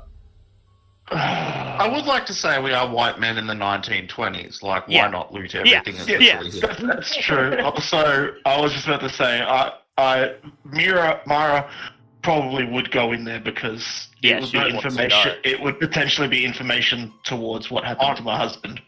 You make So- your way towards the blank stone doors behind the altar. Passing by the altar on the way, you're able to catch a glimpse of the small figurine, the onyx figure sitting atop it. It is a thing that has a fat furry body, a toad-like head with fat ears, and a tongue that lolls from its open mouth. Carved at its base, in Norse runes, is a single word, Tsathoggua. You reach the stone doors. Wait, Yep. there's actually doors. Yeah, you reach the stone doors. Are they closed? They're closed. You're gonna have to. No. No, Mira is keeping to a word. Actually, I thought it was an open. Oh well, door, it's sorry. all. Well, you notice that they are open a little bit. They just need to be pushed the rest of the way. That's They're still basically- Sal? Yep. I might bail here. All right. I just gotta, as I said, start making dinner. Yeah. Give me a call after dinner. I'll tell you what you missed. It's cool. No stress. All right, have a good one. Yep. See See you, ya. Tom. Okay. Yeah. So you notice that the doors are mostly the doors. It looks as if they were left ajar at some point, but in the centuries since, the ice has caked in between the doors, sealing them shut. Behind you, you could just hear the coming from the bronze bowl as the formless form continues its grisly task of digesting what's left of Archibald. Oh, it said not to disturb, but at the same time, I want to Curiosity. open the doors. What more information do we need to find? We got everything we needed. I need to know what killed my husband. Buell nods and he says, "There's something behind that door and it's calling out to me. I don't know what it is, but it's calling out to me. I have to see it." Fine, open the doors. Arkansas, please make a strength check with advantage.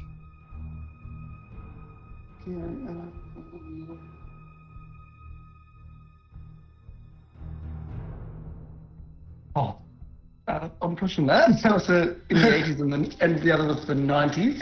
Yeah, it happens so Alright, that was... So the first rolls were like an 85 and a 94. Yep. These ones were an 11 and a 13. Oh, lovely. So And you that's an extreme. nice. start pushing at the doors and you hear the sound of the ice breaking apart, mixed in with the great rumbling of the stone doors as you push them open.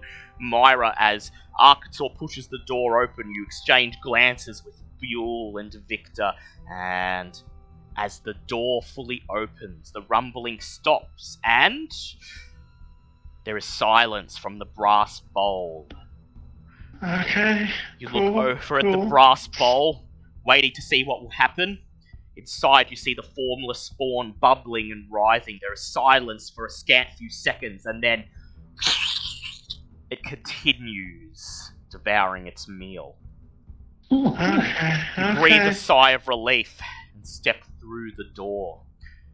Directly inside the door is an unmoving figure sitting on a large bronze throne.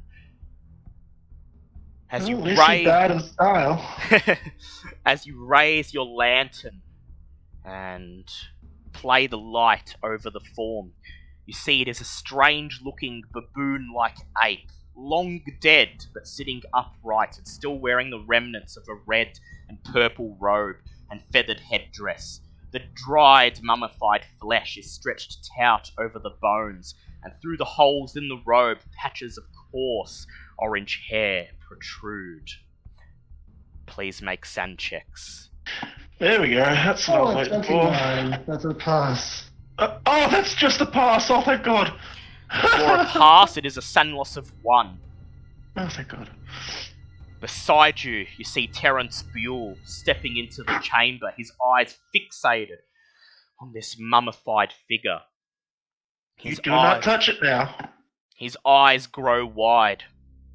as his pupils drift to the tufts of orange hair visible underneath its garments. His bottom lip murmurs, "No, no, it can't be." He reaches out one of his hands, holding the palm in front of him, and there he stares at it in the dim light of the lantern. "No, it can't be." I'd like both of you to make spot hidden checks, please. Oh, that's a pass.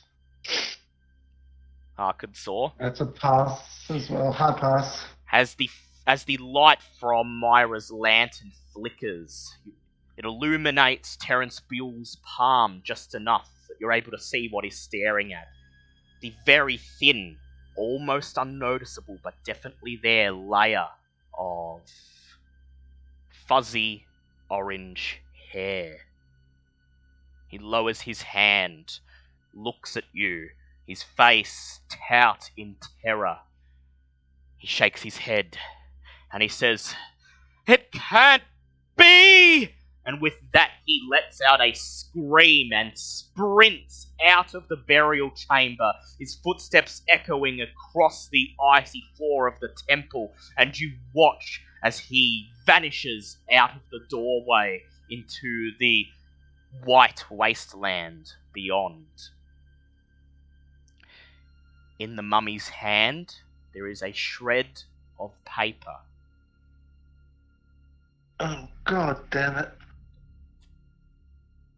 Myra goes up and is going to gently tug on the paper to see if it can be removed without moving the hand. Please make a luck check. Oh, well, I'm dead. Yeah, no, that was a 98.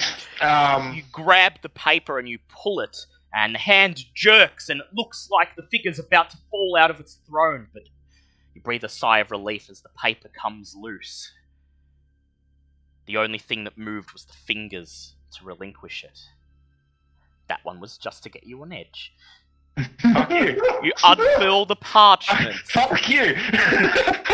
You unfurl the parchment and find it covered in archaic runes. It takes you and Arkansas only a few minutes to decipher what is written on the parchment.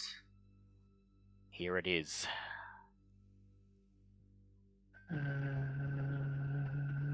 Okay. I, the last of the Vormus, the most faithful of Tsathoggua, leave this as my record. The endless winter encroaches upon the city, and the children of Tsathoggua abandon their home. Those who survive join the followers of Adukru to live as savages in the southern lands beyond the valley. As I am consecrated and sealed away, I entrust the worship of Tsathoggua to the Paleskins, whose civilization flourishes in the ruins of our own. The time of the Vormus comes to an end, as all things do, but the flame of Tsathoggua burns bright. Now is the time for the Paleskins to rise, for the new race to replace the old, for those calling themselves human to continue the war against the Dooku in our stead.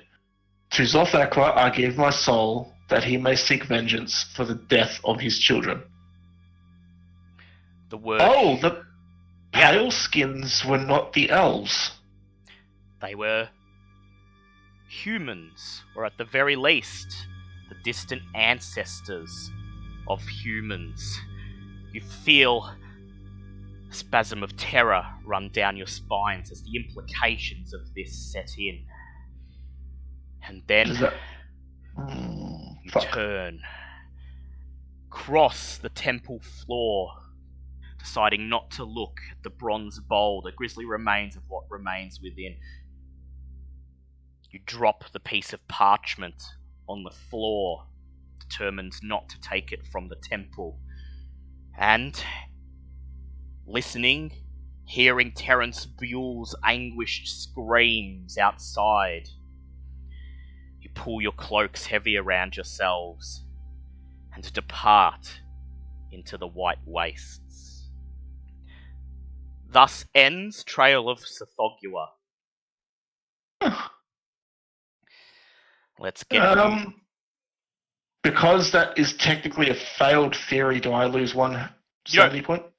If you've written that down, then yes. Yes, I have elf-looking people are the pale skins. Well, the elf-looking people might be the pale skins. Oh, okay, so pale it hasn't skins, been confirmed yeah. yet. Okay, All so that's I still will an allow active you. theory. I will allow you to make a Cthulhu Mythos check. Okay, I'd be really lucky for this. Damn it, that's a 20. I'm not spending 4 luck to make that.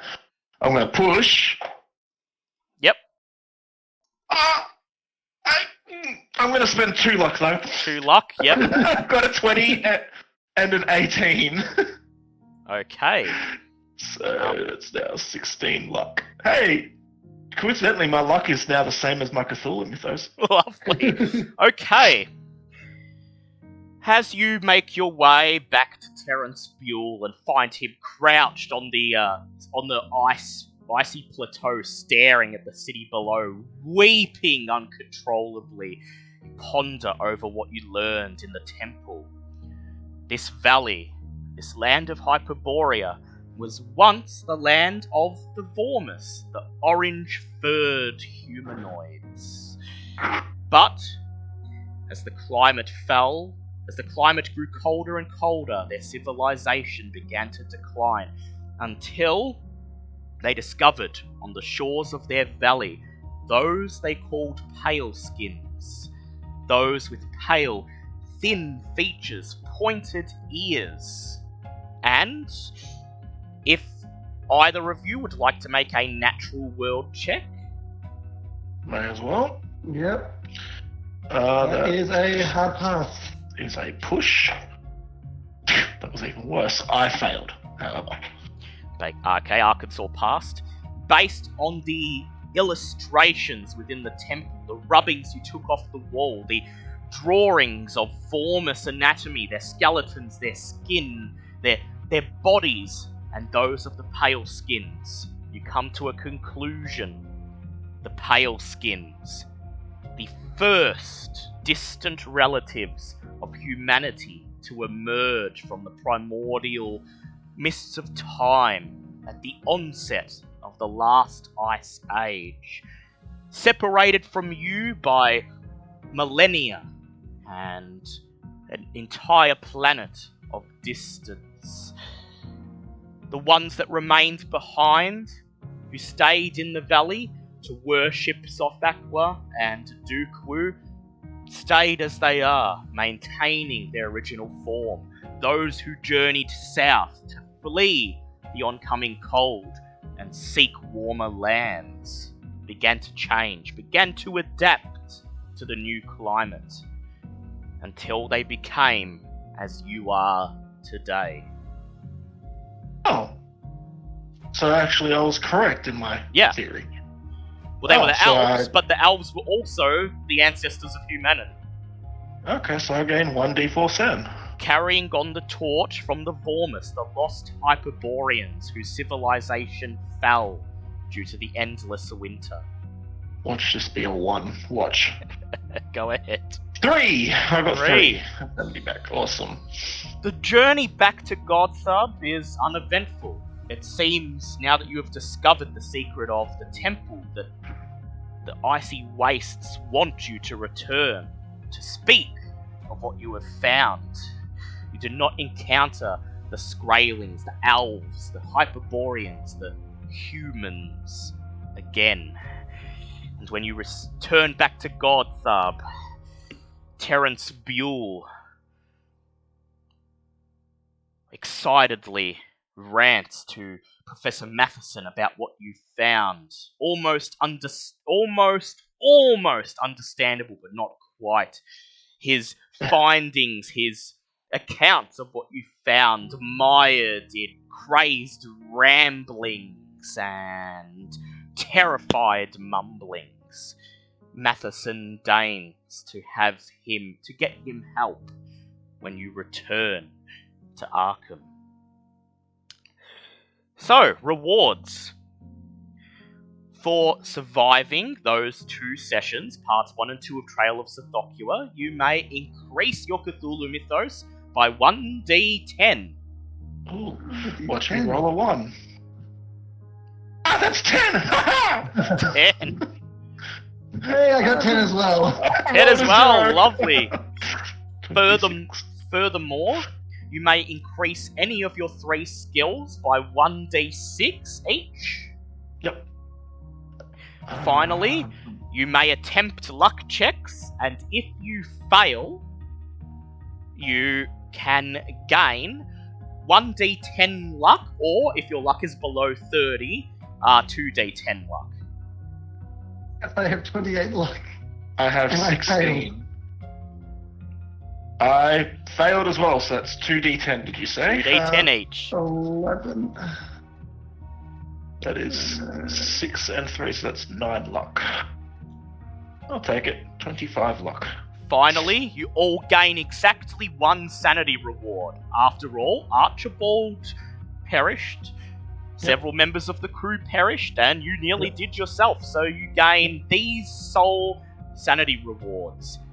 You gain 1d4 san for avoiding the Gnopker's attack,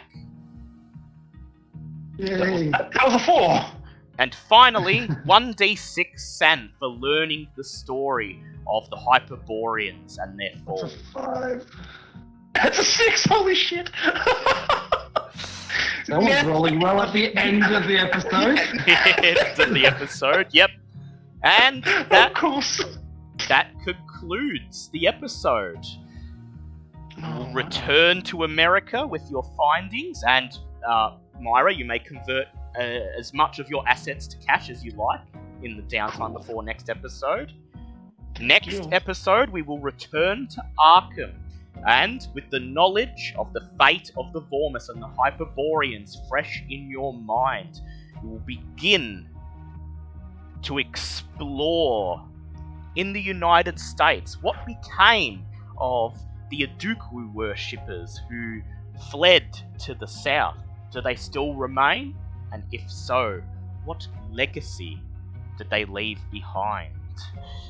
I hope you'll join us in 2 weeks for episode 4 of Terror of Tsathoggua, Wasted Youth. Oh, that's awesome. Also, you know I'm going to be playing a Meatloaf song during that session. Of course, because of the title. Yeah, Wasted Youth. So I would like to thank Hoss 00312 for the follow, and Pelican as well. Thank you to Ivy, and thank you to our raiders from Thank you to our raiders from Arcane Archive with their party of 12. Hey, Enjoyed welcome, Raiders. our Thank you. expedition across the wastelands. We'll be back next week for some more D&D. We won't have Cthulhu next week, that'll be the week after, but we hope you enjoyed this terrifying expedition and the revelations that came to Earth about Tsathoggua, the Hyperboreans, and how the origin of humanity may be more sinister than anyone expected. Until next time, when someone tries to summon an eldritch abomination to kill you, counter-summon and send it to go kill them instead. Goodbye, everyone. Bye. Everyone.